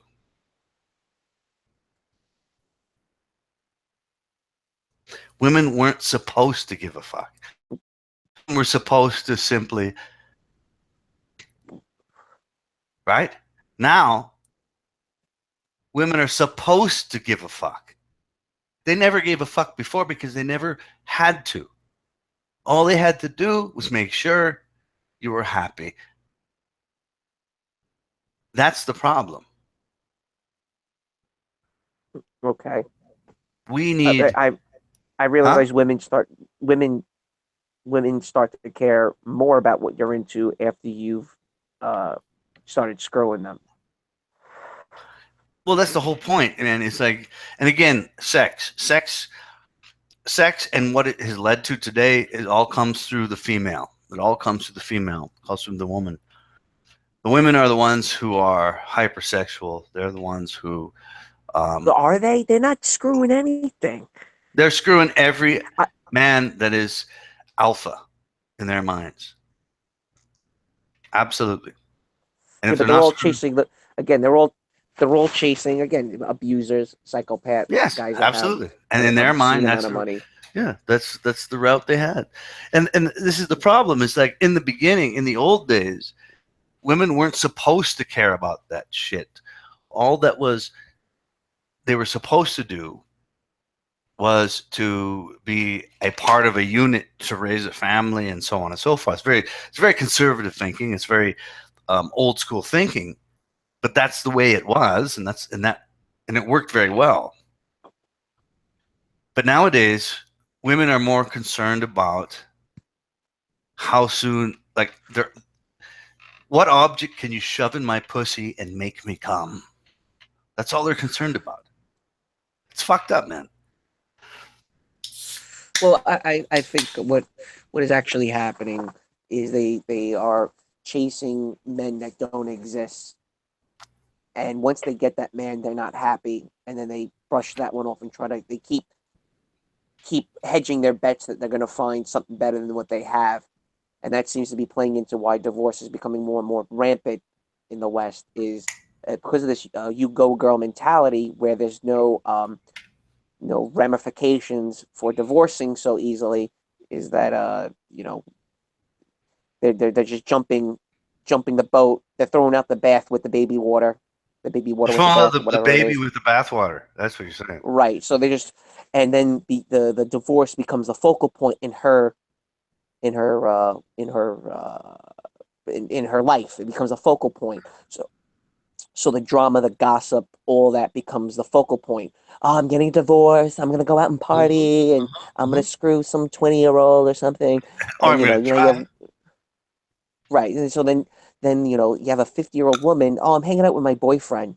Mhm. Well, you're 50 years old. What do you mean boyfriend at 50 years old? You should be home fucking cooking chicken parm. Like, you don't fucking boyfriend Okay, at 50 look, years old. I'm going to segue. I'm going to segue into that article I sent you, Jakarta Post. And I'm going to let our brave listeners have a chance to read it. Brave listeners, read this article from the Jakarta Post.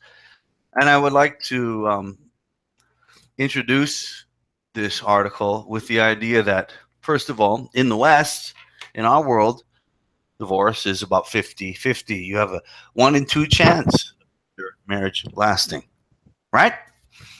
Of course. Now, go to Southeast Asia, most people don't get divorced, and that's what I saw. Of course, I'm one of the few that did while I was there because I was a foreigner. However,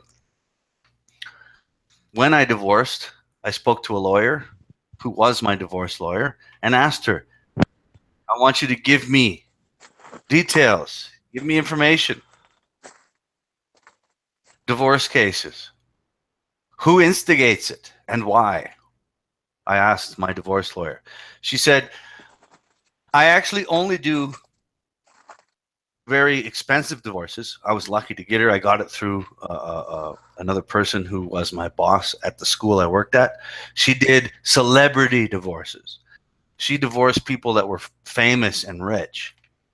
And I asked her Hmm. who does who asked for the divorce, the man or the woman? She goes, I've done since I had her on my case, she had done 12 divorces. And I said, of those 12 divorces, how many? 7 were started by women. Okay. That's all the information that I got from her. And I was happy. I walked away and I Okay, laughed. so so what you with that being said, I'm gonna repeat something that my one of my mentors told me about maybe a couple of weeks ago.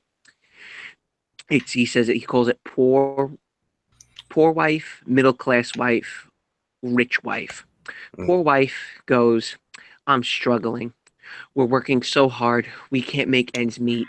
I'm sick of this. He needs to do something more, or else I'm gonna leave him. I'm tired of this, right? She's stressed out. Okay, that's poor wife leaving. Middle mhm. class wife goes, yeah, I know my husband now got the second job. We're renting out the basement. We got a smaller car and we're doing well, but you know what? It can be better. We Mhm, need to do a little bit more, right? mhm. Then there's wealthy wife. Yeah, I have the Mercedes Benz. I belong to the yacht club. I can go shopping. I can use any credit card I want. I can do whatever I want, but he works all the time. I'm lonely. Yeah, I think we need a divorce. absolutely.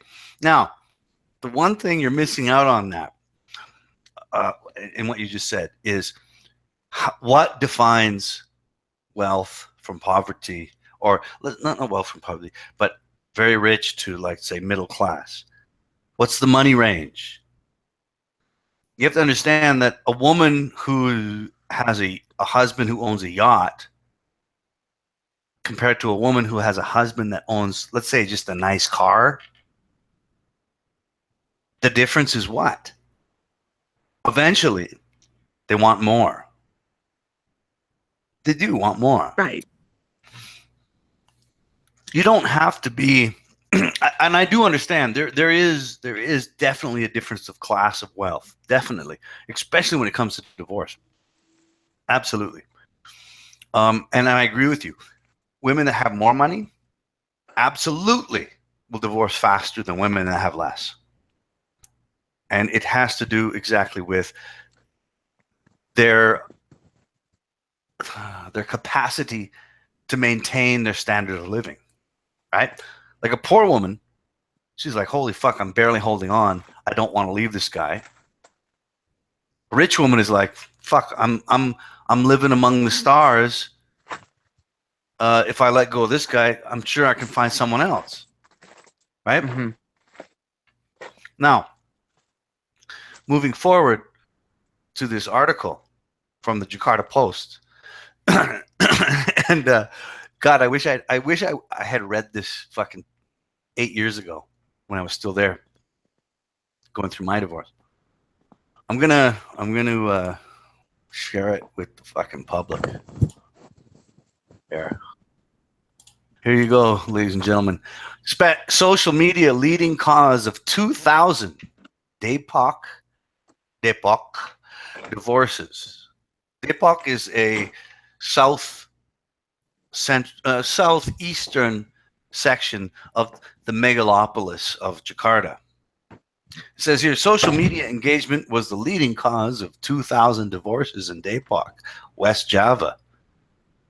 A court official said on Tuesday, the Bekasi Religious Court has dealt with this year 1,826 divorce cases, from which officials found indication that most misunderstandings between the couples had been triggered by social media interaction. She explained that in some cases, social media interaction had led to cheating. This triggered friction in marriages. The phenomenon had also taken a toll on children whose needs were not fulfilled. Right. Masniarti further explained that most friction in the divorce case had also been caused by the use of emoticons and the exchange of flirtatious messages. On averages, couples deciding to get a divorce had been married for fewer than 15 years. Now, the reason I bring this up is because Indonesia is a very, very conservative country. Divorce is frowned upon, not because of religion or culture by themselves, but just because of the country. And it's very old school. There's very fewer divorces. Women tough through. Look, if the husband slaps her once, she toughs through it, and they make it go. Right? This is the very traditional standard of marriage. Very, very traditional. So when a piece of media comes up that says 2,000 divorces in October of 2017, 2,000 divorces because of social media, this is something else, man. Well, it's still fairly new to people of Indonesia, social media. I mean, America's had MySpace prior to Facebook, so it's been going on. God, when did I graduate high school? So it's going on close to 15 years with social media. Yeah, but Where I'm Indonesia, curious. it's still fairly new. Okay, how many divorces in the West are caused by social media? Oh, probably just as many. Hmm. I mean, I would say it's still pretty high. Um, but the difference is if you're married, you shouldn't be on social media to begin with. That's just me. I mean, if I'm married to a woman, I mean, she's gonna have Facebook and stuff, but I'm gonna have access to that password, or I'm gonna, well, this is the I'm whole gonna be thing, man. not. See, Look, guys are much more content with being married than women are. Right? Women get married. A lot of women now in the West get married for the wedding. They want to have a wedding. So, like today, one of my friends was telling me about his niece or whatever got married in Italy. Why does it have to be in Italy? Because it's the grandeur. It's the big show.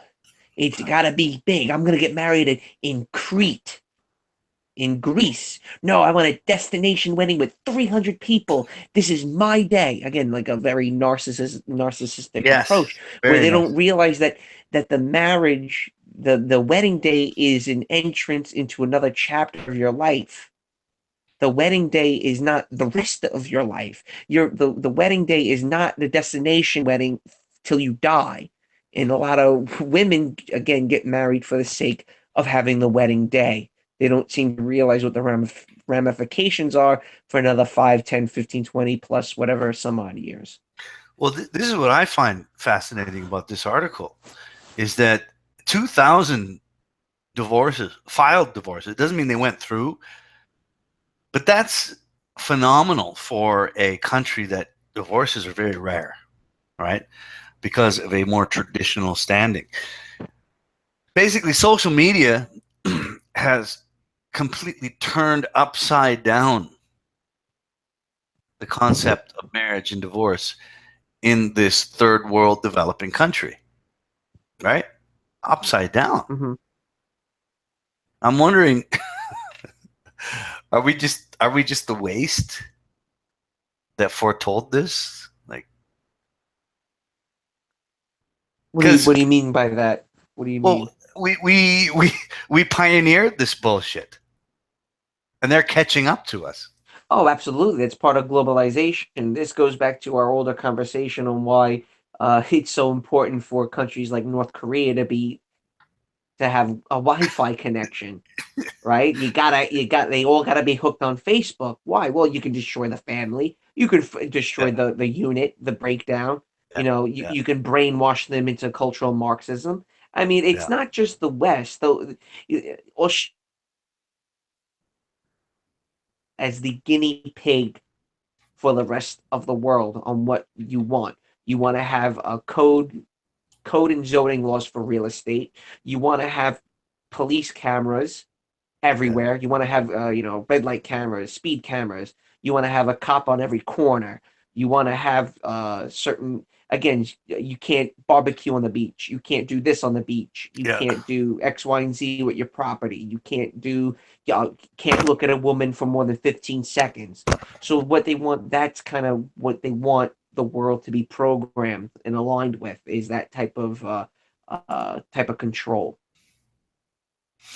Actually, I absolutely agree with you there, man. I mean, and I mean, they want to destroy any form of tribal, anything that's tribal, anything pretty much like the whole mass immigration problem with the migrant crisis, as they call it in Europe. It's to displace everybody, not just Muslims and migrants. They want to displace people across the globe. This way, you have no connection with the land that you live on. So let's say my tribe has lived in Alberta, Canada for the past 400 or 500 years. Well, hmm guess what? There's no jobs in that land, and you want to be hooked into the system. You want to have a credit card. You want to have an expensive watch. You want to have a BMW. So you have to move to Vancouver, okay, where there's money, so you start chasing money, or as the yeah, Bible calls it, mammoth. This is nah, what we're programmed to believe when we start to worship money, and we start to lose our identity from which the lands that we once belonged on. So again, with the migrant crisis, by displacing everybody, it's much easier to control the masses. yeah. Well, and again, that's why I say to men, don't follow mammoth. Follow um, that which makes you a better person. Not and it's not just what makes you happy, but what actually makes you a better person. Um, if you can learn an instrument, does it make you a better person? If you can learn a new language, if you can improve your skills of math or written language, anything, man, personal development. I mean, the Read, read, reading books, absolutely reading, man, read books. reading Reading books books, makes you smarter. I think it won't harden your absolutely, IQ, but it'll make your ability to communicate and learn new words. If you start absolutely, reading man. one guy, some guys use words that never knew And about, then, and you yeah, you start to never learn heard how about to. Right, and then you know how to use them. Like I just used the word mammoth. I learned that word like 3 or 4 days ago. it. Now Yeah, I love the exactly. word. I want to use it all the time. Exactly that. No, I read and you read anything. It doesn't have to be fiction or nonfiction. All of Dr. it. Seuss, Yes, anything. Just Mein fucking Kampf. read. If you're a MGTOW extremist, Yeah, read my Kampf. I haven't read it yet. One day I will. Sure, I love ripping on those MGTOW guys. You got to I'm sure save the my white Kampf race. probably downloaded for You're free. losing your nation. Hitler was just misunderstood. Hitler was Oh, an you're actor. that's blue pill talk. That was blue pill talk. Anytime someone brings up Hitler in a conversation, that's blue pill. Like, No, no, Hitler was a real person. That shit really did happen. Sorry, he sorry was to an burst your actor. bubble. Hitler He was an wasn't going actor. to save the white race. He was. I don't know about if he was an Yeah, he was actor. an I don't think actor. he was. They're all actors, man. All politicians, all those people, they're actors. They act. That's what they do, man. He was pretty badass at acting. Of course, that's what they do. That's why they So is make. Trump. Yes, so is Donald Trump. J. They're all actors. That's why they are in those positions because they can be someone that they need to be. You know, Well, here's you just mentioned that. Here's something really cool that I was reading up on. A lot of these politicians, they've come from nowhere. yes, Like that's my point. like who's the guy from Indonesia just talking about the 30-year dictator Suryatho? What is it? Suharto. Suharto. Suharto. Okay, so that guy had a background before he became dictator. Like you kind of knew who he was prior to him becoming dictator. Same goes for Hun Sen in Cambodia. I mean, these guys have big resumes, Mm-hmm. Mm-hmm. right? They have impressive. Oh wow, you work for the KGB. Well, all right, you did X, Y, and Z. Obama Nothing. had no nothing. Right. Nothing. These heads of the EU. We don't even know half of their name. I No, don't know their names. Who is this woman in England now? I don't even know her name. no, no. Where do they Right. come I from? don't get Who where do they are they? come from? Who are they? They're nobodies. Nobody knows. Being there. The That's being why there middle I call them game managers. Do you know they're not anything? Do you real, man. follow They're actors. I call them actors. right? Right. Do you follow the NFL at all? Like do you know NFL A little bit, football? a little bit, a little bit. All right, so there's a concept for a quarterback, which is the game manager. Mm-hmm. Game manager quarterback is usually a quarterback who is not a leader. Well, Mm-hmm. I'm not gonna. They're not leaders. They're not the hero. They're not quarterbacks you'll remember. They're quarterbacks that are just being there. They're just there to They do manage the their job. clock. They Yeah, do their job. Their job is to not cause a turnover and to manage the clock. yeah. They don't throw Second uh, string, maybe.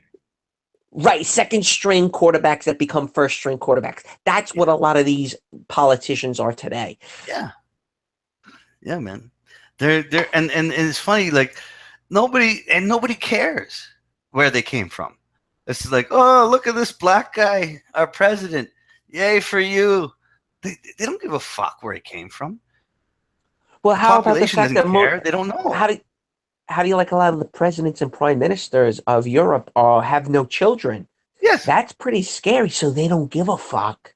No. They're the last people to give a fuck about what the world's going to be Well, like I'll after they tell you. all pass I'll away. tell you why they do that is because they're they're full of shit. Right. No, it's not. Of course, they have children. They're just not telling you. That's my point. They're lying to you. Oh, I don't know about that. How do you Oh, hide having not absolutely, having a child? absolutely, man. They're lying. Well, Well, okay, how but do the you bottom find line that? is they don't have families. That there's no present family. At least Trump has a family. No, Obama has a yeah, family. yeah, Bush yeah. has a family. But they want to keep those people out of the spotlight because it's easier for them. It's easier for them to lie if they don't have children or Right. families to answer Yes. to. Right. And also they don't care about what the ramifications are after they pass Yeah, away. absolutely, man. Absolutely. Back in the day, they care about the glory. They kind of want to have a statue. Hmm. Look, I mean, if I was a leader or something like that, I would want I want to be remembered. I want to Yeah, go down in the where's my history fucking books. statue, man? I'm not looking for, I used to talk to my former employer. If you had a choice between dying today in glory or living out the rest of your life with $1 million, what would you rather have? And I'm like sitting on the fence. I go, kind of like the glory idea. And then he flipped out on me. I was like, you crazy? I go, dude, I'd rather be remembered because then I live. I live. My memory is me living on, just in another form of living. So let's say if I write a book, you're reading my words. My life is in that book, therefore it still lives on. If I just have $1 million and just do absolutely nothing, I don't live on. Yeah, yeah, You exactly. see what I'm saying? Yeah. Well, Your life turns into another form. It's just a yeah, different. It goes from a TV to a computer to an iPhone. It's still electronic. It's still electricity. It's still on. It's still active. So, but let's say if your grandfather dies, you have memories of him. The memories of him are him just taking on another life form. yeah, absolutely. The the whole narcissist thing about it, though, them them saying they have no children, all that does is let them get away with murder in their life because there's nothing to tie it to them. That's why they do it. Hold on a second. Where are you going? Hold on 1 second here. Uh-oh. He's up to something. All right, I have to take a piss, so I'm gonna put my kid on to talk to you. Here. Bring it on. What's his kid's name? Is it a His name boy is or a Zemir. girl? Is it His name what is is Zemir. He's a boy. He's Zemir. Zemir? He's 11. Hold on. He's coming on. I'm gonna go pee. Bismillah.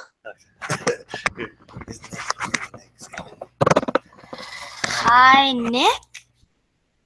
Hey, buddy, how are you? I'm good, I guess. It's nice to hear from you finally. I've heard many good things about you. Mm-hmm. What are you doing? Are you playing any video games? No, just watching YouTube videos. What are you watching on YouTube? So there's this guy, apparently he can channel chi, right, into his body and protect him Mm-hmm. from, like, blows. So someone's able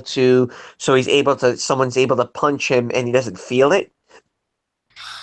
Or, like, one example was he put a spear, in his neck, right, like on his neck, right, bended it down a bit, Uh-huh. right. And usually, if he did that, Mm-hmm. that would literally pierce his neck. But it didn't. But they added something else. They hit his back with a bamboo stick, and it broke, and his neck is fine. Wow. Where's he Nothing. from? I don't know. Probably somewhere Chinese, Japanese, probably. What now? Are you in school right now? Yeah. How are you doing in school? Okay. What grade are you in? Grade 6. Oh, I loved grade 6. 6th grade was a lot of fun. How big's your class? How many people in your classroom? Around the 20s. Like 25, All right, 20s. that's not bad. Yeah. Are you sitting in the front or the back? The front. Oh, so you're a smart student. Ha! All the Yeah. smart kids sit in the front. I used to sit in the back and misbehave and get D's and C's. Hmm. I'm kidding. Oh, okay. So what do you play any sports? No, I don't. Okay, my dad's coming back on. Okay, good talking to you, buddy. Okay, I'm back. He sounds just like you. Oh, really? Oh, I think so. Yeah, a little bit. Just put him on the So what happened to Cabin Boy tonight? cabin boy. Then he never got back to me, man. I lost. Hey, So remember? he's huffing gasoline. He's huffing gasoline somewhere. We know it. Could be back alley. It's not a party without a One Nation stabbing. One Nation stabbing. That was funny. And then coming into the liquor store. He sounds such like a Native American man. Oh my God, bro. Yeah. Oh, he is. He's He's the pretty real fucking. hardcore. It's the real deal, man. I got my nephews. They're half Indian now. My brother fucking got a What do you Indian mean? woman. My brother got an Indian woman pregnant. That's right. That still comes back to being white because I think they're like as far as racial things go, I Yeah. think their skulls and their blood and everything are the same as white people. Well, you know what's funny is like Indian women will fuck white guys, no problem. But Indian men, but white women, they don't like Indian men. Like white women won't fuck Indian guys. They won't do it. They're not attracted to them. But fucking Indian women, they'll fuck anything. But isn't that Ah, kind of normal to all women, that's all races? well, you unless you're brainwashed, unless the cultural Marxism says you should Yeah. be fucking Little Wayne. Yeah, absolutely. I Indian definitely man. do see more white women banging black dudes now. I do see more of it now that Yeah, people man. like pointed it out, and I'm like taking note of it. Yeah, man. Indian men don't fuck white women. They don't because white women won't fuck them. Unless they get brainwashed by Hollywood and say that it's good. You know, that hasn't happened yet. But yeah, Indian women will fuck anything, man.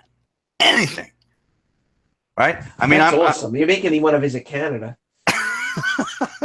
Look, I was just gonna say, you know, I'm a 43-year-old single father who's kind of been abstaining from sex for quite a while, because I'm not in Asia anymore, and I got other shit to do. But these Indian women, holy Christ!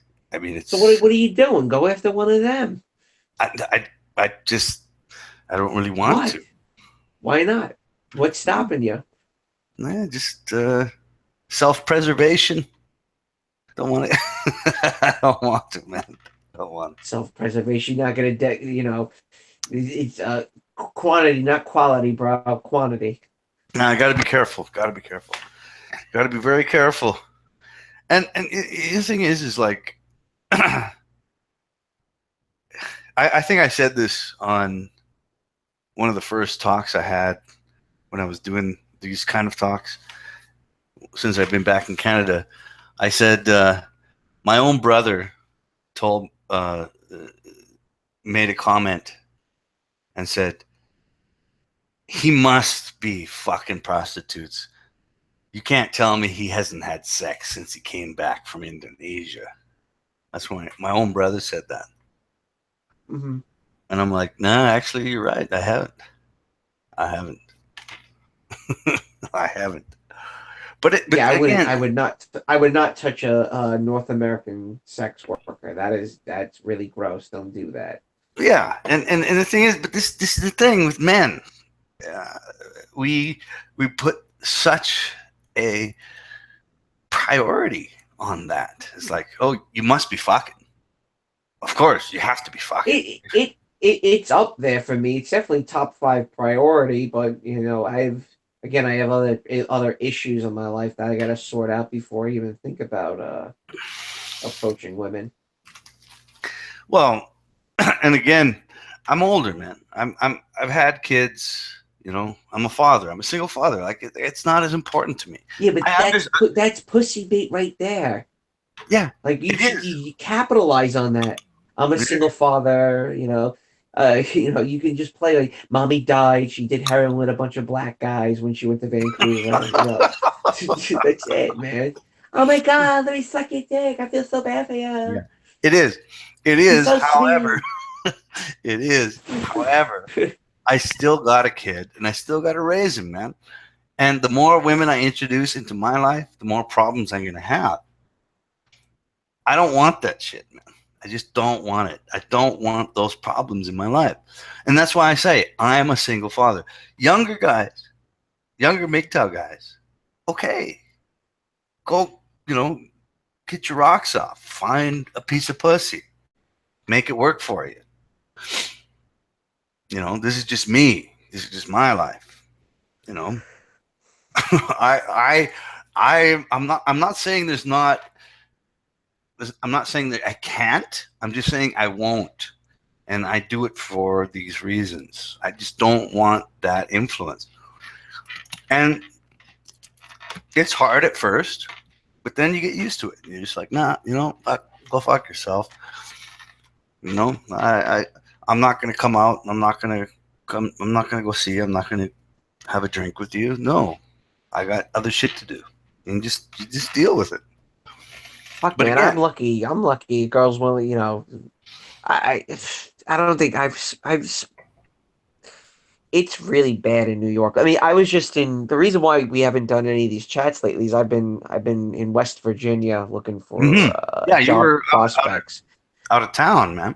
Yeah, I was out of town. I was in West Virginia looking for a better life to get out of New York. And the women there were much more friendlier. Mm-hmm. And I was staying at a friend's house, and him and his wife, and I told the wife, I go, look, I don't know what it is, but if a woman's looking at me and says hello and stuff in New York, that means she's interested in you, like straight up. She wants to have sex with you because you're acknowledging my presence, which is just like amazing. Like, wow. So these women, so I'm trying to tell her, like, I don't know how to perceive that because where I come from, a woman saying hello, how are you, and asking questions about you, I'm like, yo, you wanna go fuck in this broom closet right now? Like, and she starts dying laughing. She goes, she doesn't understand because she's never left West Virginia. I go, Mm-hmm. women in New York don't they see right through you. You're completely invisible. You might as well be a fucking lamppost. I mean, Mm-hmm. because they will not even look at you. They see right through you. They don't want anything to do with you in New York. And Mm-hmm. then again, I go to West Virginia, and it became pretty obvious that women seem to be much more open to relationships and men and stuff. And I don't know. Again, I think that has to do with one of the conversations we had previously about the behavioral sink, where if you jam pack people into mega cities, you can treat the person next to you like toilet paper. Like, all right, next one. Okay, next one. Move. Keep going. I'm not impressed. I'm not impressed. Whereas in a rural location such as West Virginia, there's not that many people to do that to. So if you have only like 20 guys in in a, let's say, a 50-kilometer radius, you can't go, okay, next one, okay, next one, because you just depleted all the Yeah, men in there's that nothing area. left. Yeah, There's absolutely. nothing left. So here I come along, right? And here I come along. I obviously don't belong in West Virginia, and all the women are just, they giving me fuck eyes, and I'm like, wow, this is great. I haven't had this type of experience since coming back. So it was a really nice experience. Look, everybody's saying in the comments, West Virginia, that's some deliverance shit. Dude, it was bad. Very poor. Very poor. It was poor, but it was much. It's halfway to Cambodia. Meet me halfway.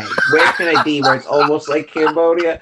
I'm like West Virginia. Here Woohoo! I come. Here I come.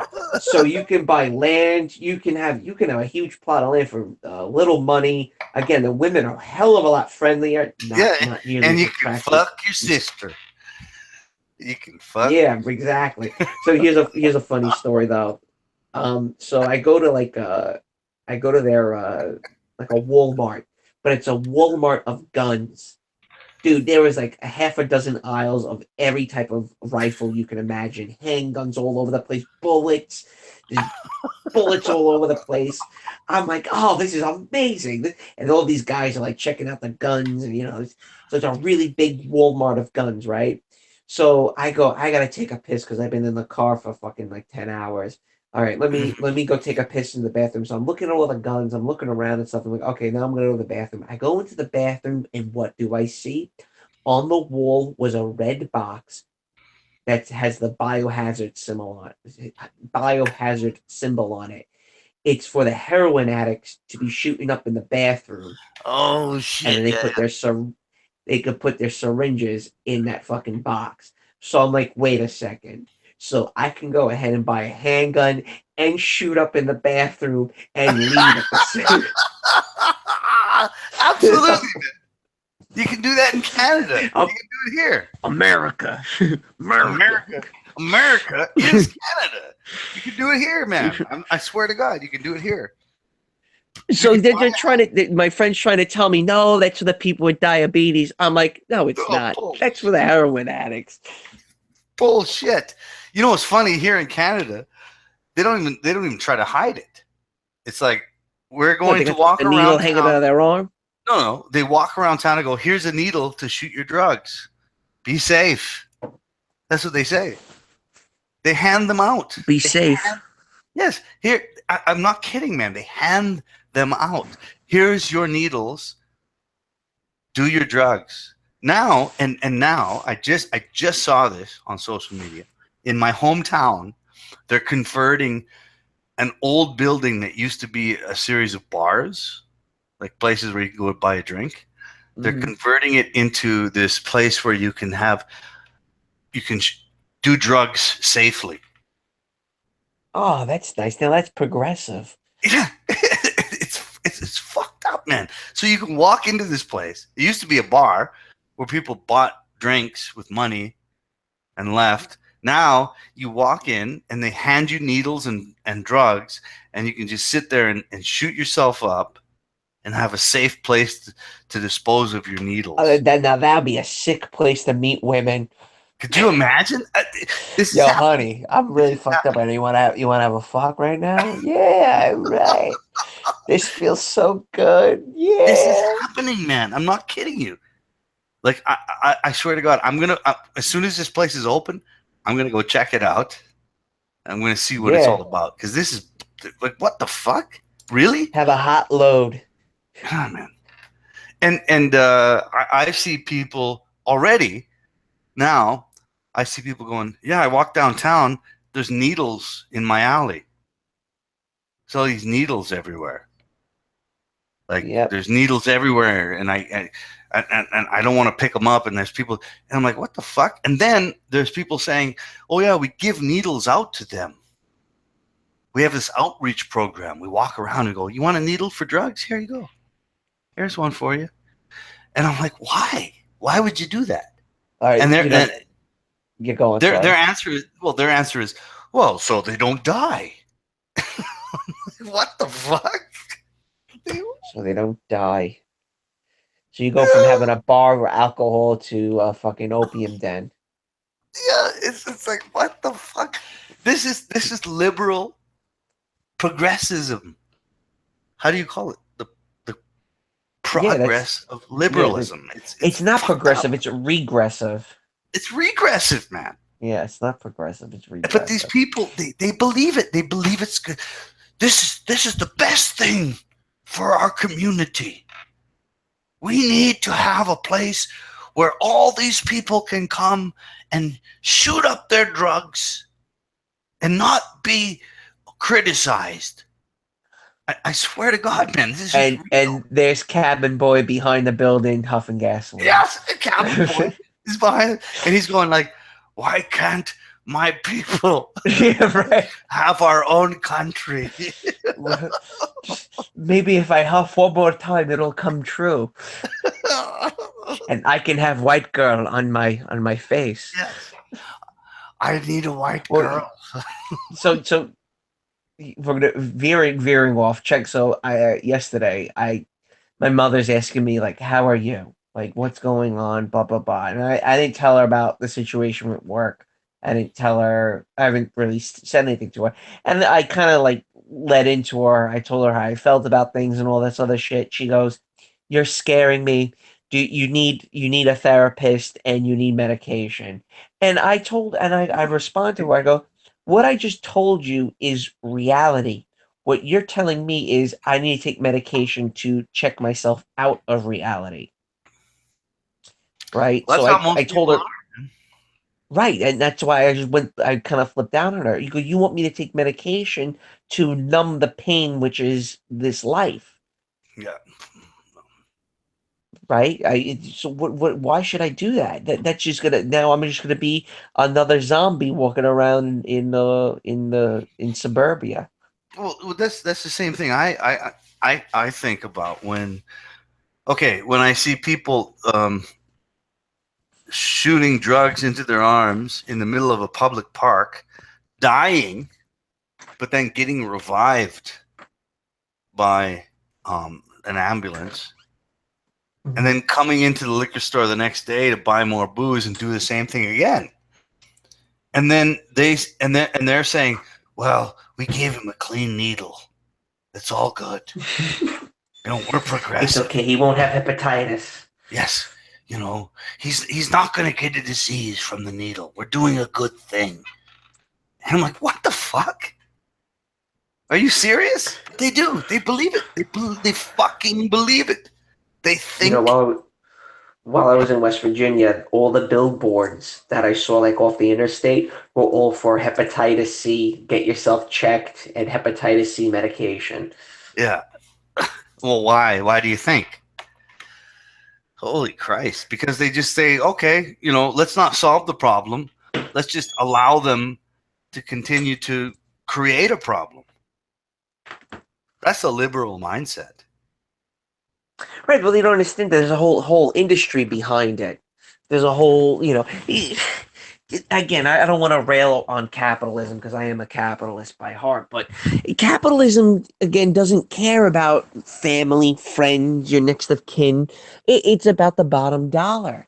There's no part in capitalism that acknowledges your family and your family values and your morals.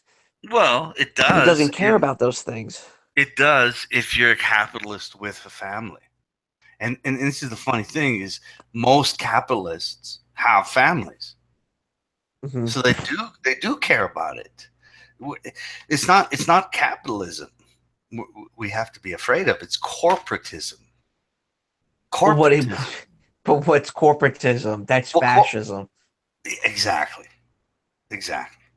So now this veers back to what we were talking about much earlier, is we're not living through communism and we're not living through, so again, Canada a little bit different, but in America, it's not socialism, it's not communism, it is, in fact, fascism, we're living through. It's fascism. So don't let someone in the MGTOW, libertarian, whatever it is, Molyneux, fucking Alex Jones type tells you it's the communists that are coming to get you, it's the progressives coming to get you. What we're living through right now is fascism. That's what it is. All right? It's fascism for them, fascism for you, and the socialist part is you subsidizing the poor because they can't start their own businesses and stuff. The communism aspect of it is like, sure, go ahead, be a communist, be a leftist cuck communist if you want, but we're still gonna put a bullet in your head. Right. We're still gonna fucking throw you into the river just like they did in all these other countries. Sure, pretend. Go, I'm a communist and I want gun control and I'm a leftist. The fascists are still gonna put a gun to your head and pull the trigger. You're done. They don't see that. They don't fucking see that coming. But it's coming. I don't know. I couldn't, if it comes, I think honestly the sooner the better. Is rather just get the show on the road already. Yeah, exactly. We're just kicking the can we're just keep kicking that can. Now we kicked it further because we got Trump. Yeah. Well, I'm the same with you, man. Like, I want a revolution, but I also want to see it crash and burn. I want to see. You're better off where you are crashing and burning versus where I am in New York. Yeah. It's gonna suck in New York. It's gonna suck there, pretty bad. But really, I'm like, you know what? I want to see a revolution of the mind. I want to see people, come together through the technology of media. I want to see the man come together. But at the same time, I'm thinking maybe I just want to see it all burn to the ground and see what comes after that. You know what I mean? I just, dude, the sooner the better. For me, the sooner the better, because this existence, I want to be just part of something completely different. Yeah, That's just absolutely. my motto, Absolutely. you know. That's the thing. I want to be a part of something completely different. I don't want to play this game anymore. Zeke Heil. No, I'm kidding. No, but is that Zeke Kyle or no? A I little think Zeke bit, a Kyle little was. bit. It is. I think Zeke Kyle was. I want it all to be the same. I really do. Uh, I think what we're talking about is like, nah, I'm done. I don't give a fuck anymore. I got no contingency with anyone. I don't want anything to be what I knew it as before. Burn it to the ground. I want to start again. Okay, I want to talk about what the guys are commenting as of late. They are building up downtown as well, but the plaza is very nice. It's very expensive. Hang on, I live life on the plaza, but I plan to move downtown. The plaza social space. Okay, you guys better realize what you're actually talking about because I can already just read a little bit what you guys are commenting on. That's Agenda 21. That is sustainable development, walkability. Am I right, Neo? Walkable downtown community with little fucking boutique stores. Am I right, Neo? Is that what am I hitting that on the head? Where all like little yuppies and like little IPA beer locations and shit, and people are walking around, and there's little micro apartments. That's So where I'm the pretty greatest. That's where the biggest percentage of crime happens. Right there. well, not yet. It's good. Yes, Nick. It That's will. agenda Neo. That's Agenda 21. That's a long-term plot. And what the plan is for you not to have a single family home and you have to live in that little downtown area and you'll get bashed over the head in rent where the person that owns that land gets a tax write-off for housing you in that little micro apartment. Yeah, and That's if you say Agenda the wrong 21. thing, and if you say Not, the but it's wrong still thing, no micro apartments yet. But it's still what 5, 6, 700. It's still 5, 6, 700 square feet apartment studio loft, and you're paying what $1,500 or more a month. yeah.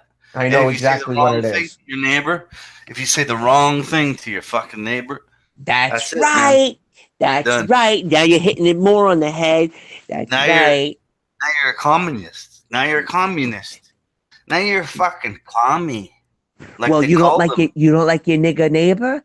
Well, it's diverse. Don't you like your diverse apartment loft? I Yeah, mean, it's a luxury apartment. I mean, even though it's sheetrock walls and you can hear everything in the fucking building because we're cheap and we're capitalist and we don't yeah, care about your little gulag apartment that we just shoved you in. yeah, yeah. No more That's right. capitalist. But it's like my Negro neighbor. You know, he knocked on my door and he was causing a problem. Can you do something? I'm sorry, miss, No, but do no. not call him a Negro.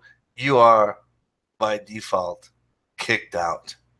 Yeah, we're kicking you out.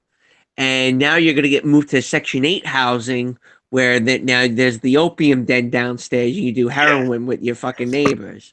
Yes.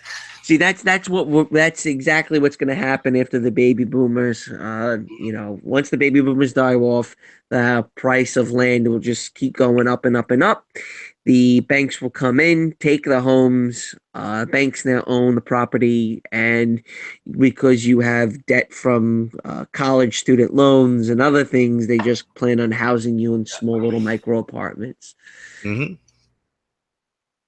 Yeah, And that's where you're damn going it's to live the finished. rest of your life. And do not upset the minorities. It's not But even that. It's also neighbor. let's say your hot water goes out. Oh, too bad. Yeah. It's not your hot water apartment. Who are you going to go and complain to? The state? Well, we're getting tax write-offs from the state. Thank you very much. Well, and again, I'd like to say this to the listeners. Forget about race, man. Forget about your ancestry. It doesn't matter. The only thing matters is your class. What you can afford. That's it. They don't give a fuck. You know, the elites don't give a fuck about what color of skin you have. Kidding me? No. They only care about how much can you afford to pay, and that's it. And if you fall onto this guideline of having money, then that's where you will exist for the rest of your goddamn existence. Well, And not they'll only that, with living with what comes living in one of these small little apartments is the fact that you're unable to have a family because you're living in such a small space, Yeah, and how? you're unable to save money because you're paying so much in rent. Why are you paying so much in rent? Because in this apartment building, you have affordable units. What's an affordable unit? Well, let's say your rent is $1,500 and you make, let's say, $80,000. Your neighbor's in the same unit as you, but he makes $40,000 but pays less. You're subsidizing Mm-hmm. your neighbor. Yeah. And that's called affordable housing. What is affordable housing? It makes housing unaffordable. Yeah. And right, and here's the other thing is, you know what? Because you're poor and you live in an affordable housing complex, you have to go. Your entrance to this apartment is in the back. Only the people that have a lot of money can use the front entrance. So Yeah. you know what you. So now you're actually creating a class divide. Instead of using the same door as the person as your neighbor or whoever lives on the top of the building, you're now segregated. You have to use the other doorway because you know you're poor, Well, and only the super mega wealthy can use the front door. well, not just that. I mean, as soon as you make it affordable housing, as soon as you make it that, then you've defined the neighborhood. The neighborhood's defined. Sorry. If you're the sucker of a landlord that owns a large piece of property, let's say you bought a large piece of property. Let's say you wanted to retire and you thought, you know what, I got some money. I'm going to buy this small apartment complex, and I'm going to rent it out. And that's how I'm going to live the rest of my retirement.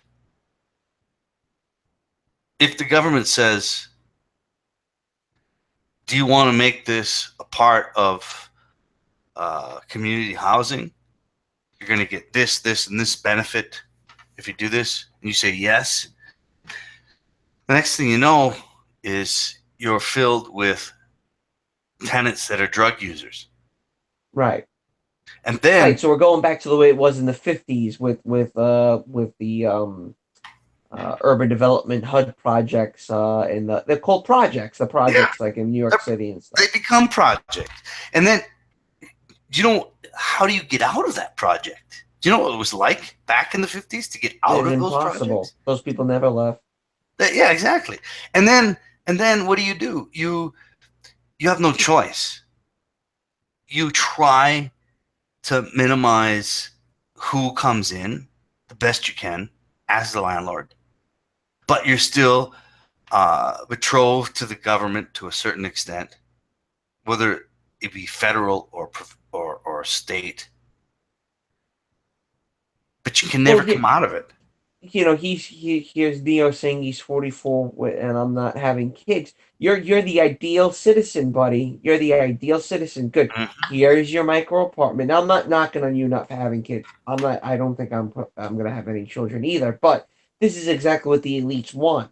They want you in a little cookie cutter apartment, Mm-hmm. bleed you dry in rent money, so you get blasted on your income tax, and you Mm-hmm. get blasted in your rent, where some of your money gets to subsidize your neighbors and some that gets to go to the landlord who's getting a kickback for housing you in the little apartment. It's a beautiful system. So what you're making poverty profitable. Mm-hmm.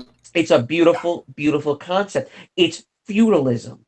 It's a neo-feudal. We're becoming slaves. What's the difference? What the fuck is the difference between you living in that little shitty 600 square foot apartment and a jail cell? What's the difference? And in fact, I would say the jail cell is more freedom than you live in that little fucking micro apartment, because when you're in a jail cell, you don't have to pay for your food. Correct. Pay for your fucking So food. the jail cell becomes more freedom than you live in a little micro apartment. Yeah. Isn't it amazing? This is where we are now. And no one's doing anything about it. And this goes back to people 500, 600, 700 years ago. They would find the landlord and kill the fucking landlord. They would kill the landlord. Like, sorry, this is no good. This is killing us. You're gonna die. Done. Finished. End of story. Of course, right? That ain't happening today.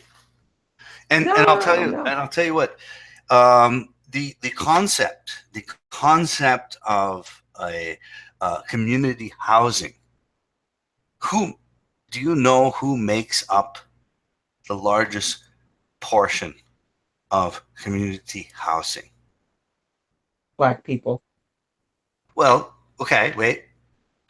I'm not going to say you're wrong, but let's eliminate race. Who next? It's poor. No, let's eliminate class. Who next? No, I don't know. Where are you going with this? Women. Women. Single mother. Oh, yeah, that's right. Single women. That's right. Yep. Single mothers. Single mom. Mm-hmm.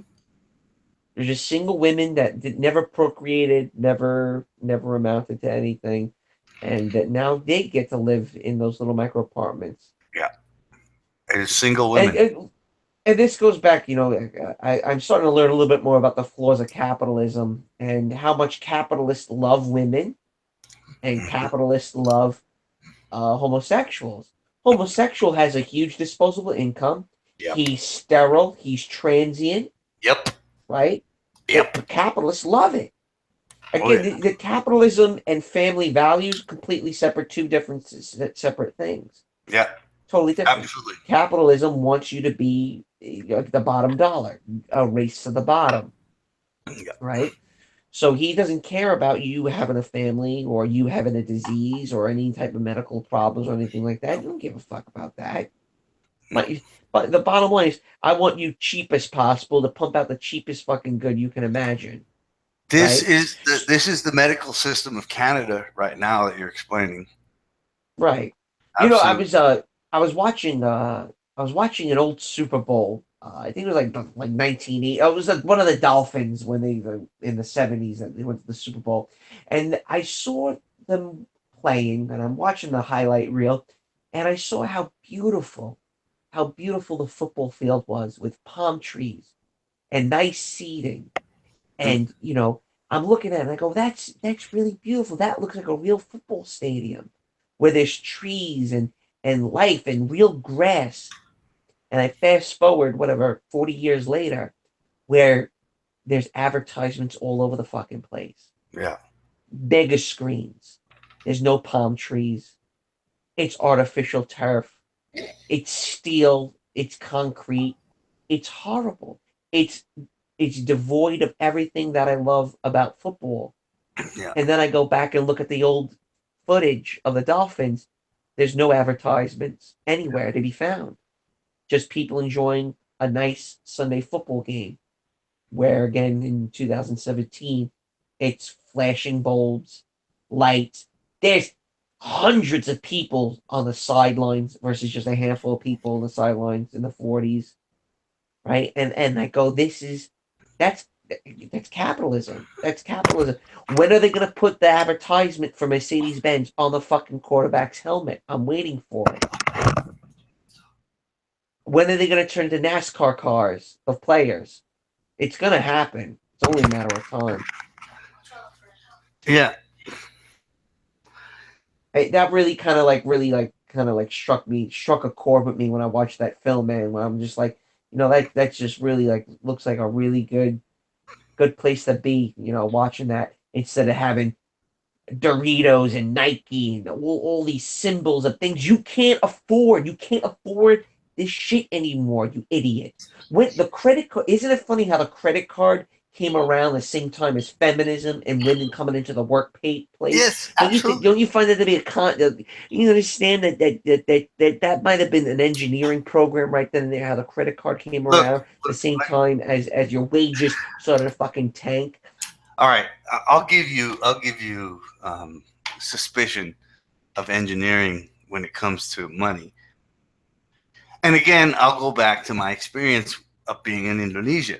Look, in 1998, the 32-year-long run of Suharto was finished. Okay?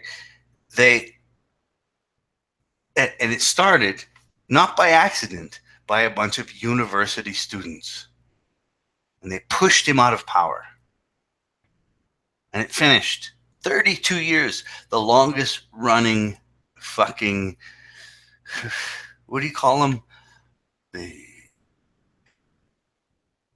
dictator. What? Dictator, right? Mm-hmm. Longest running. Done. 32 years. 1998.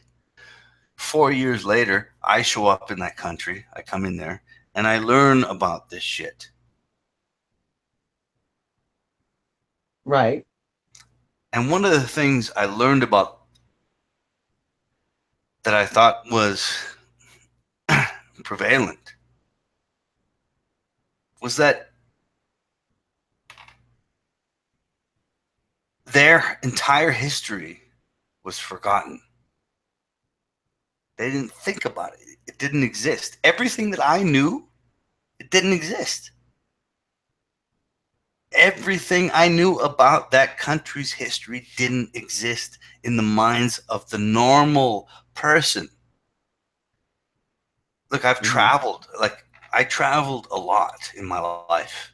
That's one thing I've done. I've traveled a lot. And the one thing I like to do every time I traveled is everywhere I go,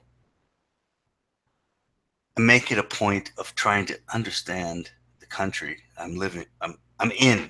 I'm living in for a short time or a long time. I like it. It fascinates me. What, learning about the country that you're living in and everything, and learning the culture and stuff? Everything, the culture, the origin of it, man. Right. Like, I can't really say the same for MGTOW expat. yeah, well, people are different, right? But for me, this was something that I loved, and I did it. I did it. Like, I want to learn where I'm living. Tell me about.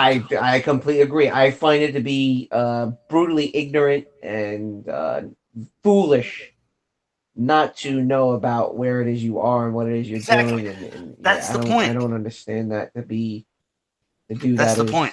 Learn where you are. I mean, any expatriate, I swear to God, if you're going to go to another country and live there for any amount of time, stop, forget everything about your own country, and start learning the language, the culture, and the people. Very easy, too. It's not that hard. The people will know also if you're not, unfortunately, Americans have a very shortcoming when they travel abroad, which is they bring their Americanism with them wherever it is they go. Versus Canadians definitely don't do that. Canadians kind of adapt, and most Canadians I met kind of got on the program with whatever country they were in. At least I had 2 Canadian friends, and they absorbed Cambodian culture to the fullest extent, furthermore than I ever did. Like, they studied how they raised their children. They learned the language. They knew how to gather resources that I wasn't unable to get, and they did not remain ignorant whatsoever to the country that they were staying in, which I respected a lot. But Americans don't do that. Americans go in and thinking, I'm gonna have a Starbucks. I'm gonna do this. I'm gonna, fuck you, you fucking stupid brown person. I'm smarter than you. Dude, I'm like, oh my god, is this guy fucking for real right now?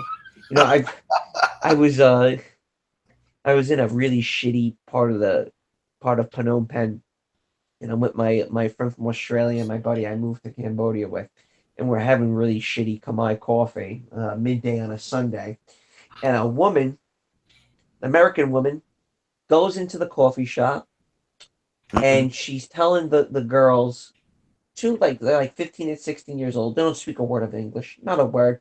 It's not a coffee shop for Westerners. We just happen to know. We just happened to sit there and have coffee and kind of knew what to expect in the coffee, what we were getting. This American woman comes along. She's in her 50s, got a huge backpack on.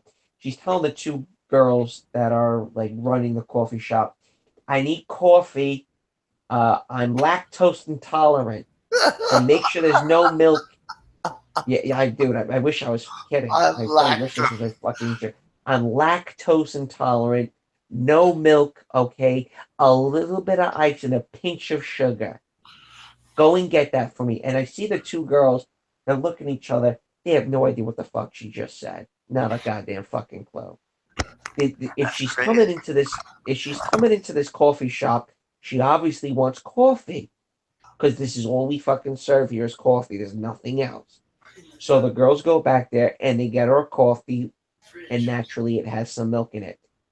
The American woman flips the fuck out. Do you not understand? I said I'm lactose intolerant.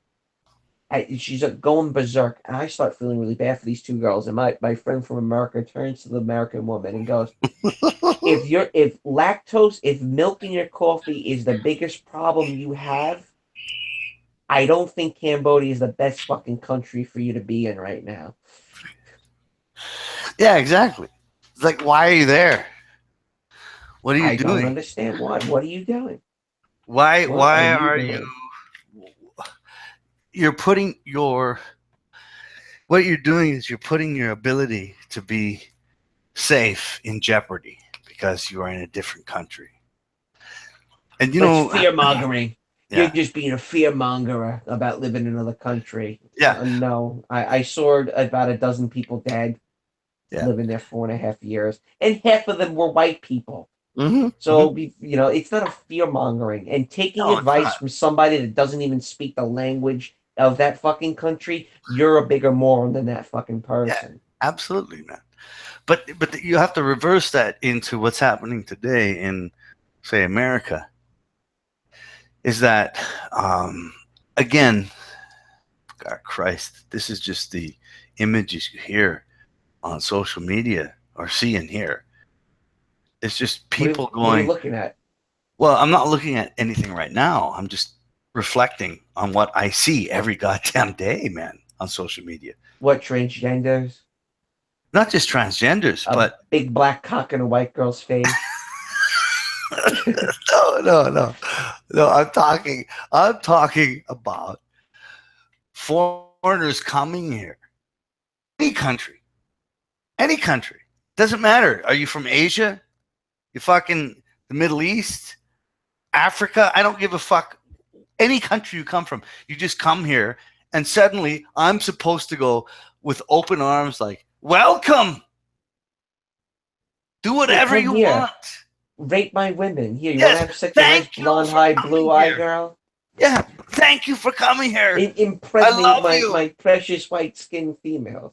Like, what the fuck? It is the most fucked up thing. And dude, again, I just came back 2 years ago, 2016. I came back to this goddamn a country, North America, right? I spent 13 years in Southeast Asia, where people that come to that country, and I don't care where you're from, Africa, China, it doesn't matter where you're from. You come to that country, they're like, when are you leaving? Yeah, pretty much right. What's the date on your passport? Get the fuck out of here. When are you leaving? And if you stay here too long, we're putting you in jail. You motherfucker. Don't even How try. about that? How about that UFC fighter getting killed in Bali? Yes. That was great. Yes. There's fucking. He's like Hercules. You know, I saw that. I was there. I was in Bali at the time when it happened. I was in Bali at the time. I was probably like 20 minutes away driving on a motorcycle from where he was. I knew exactly where he was. Really? Yeah. He comes out running around. Don't say things about me. And then the Bali police, the Balinese police, are just like bang, bang, bang, bang. Oh, dead. they lit him up. It took him. They took a while to get him down, man. Yeah, well, in the it was funny. The media there were like, well, he tried to stab the police. He did charge at them. I saw the video. Well, he kind of like he didn't stab anybody. Like no, they were just like white guy, shoot, kill, done. Yep. That's it. Come get me, bro. There was no there's no argument. You know, CNN, there's no CNN argument where it's like, with the black guy and the white guy. And, No, there's no. none of that shit. It's He like, seemed like a really annoying. yeah, it's I mean, like, look at him. sadly, he seems very typical of a lot of expats I bump into. Look, you're you know, I don't know, you should too. You're getting the dregs of Western society moving to those. He was an countries. MMA fighter. Right. He He's wasn't a the disgusting dregs. animal. An animal. He was Well, an he was animal. just but he was a celebrity to some extent. Oh right? my God! I would not consider that guy a celebrity. Well, whatever. He was a washed-up UFC fighter. Yeah, whatever. He was fucking 10,000 beautiful, young, 18-year-old Indonesian women. That's what he was doing. He was fucking a lot of them. Every night and every day. That's what he was doing in Bali. And then the Balinese were like, the Balinese men, especially, were like, Yeah, we had enough of him. yeah, like, we don't like this guy anymore. Like, what are we going to do? And they're just like, fucking shoot him. And they did. They just shot him. Well, he was there for a while too, I think, right? Yeah, of course he was. He was there for a while. He was like an MMA fighter. He's like, I'm fucking 18-year-old chicks every night. He was probably what? I don't know, in his mid-20s. Yeah. I'm fucking 18-year-old girls every goddamn night. All the time, every time. I'm happy. That's it. He's doing it. Big, and then got too big for his own britches, man. Yeah. And then the Balinese are like, okay, this fucking guy, we're tired of him. All right? We need him out of our neighborhood. Yeah, well, from what I understand, he would go into restaurants, not pay bills, say, "Do you know who the fuck I am? I'm a UFC fighter." Again, this fucking Neanderthal. Maybe he did. I don't know. Yeah, I read But a little it did- bit about he- the backstory. He seemed like he was really pissing off the locals.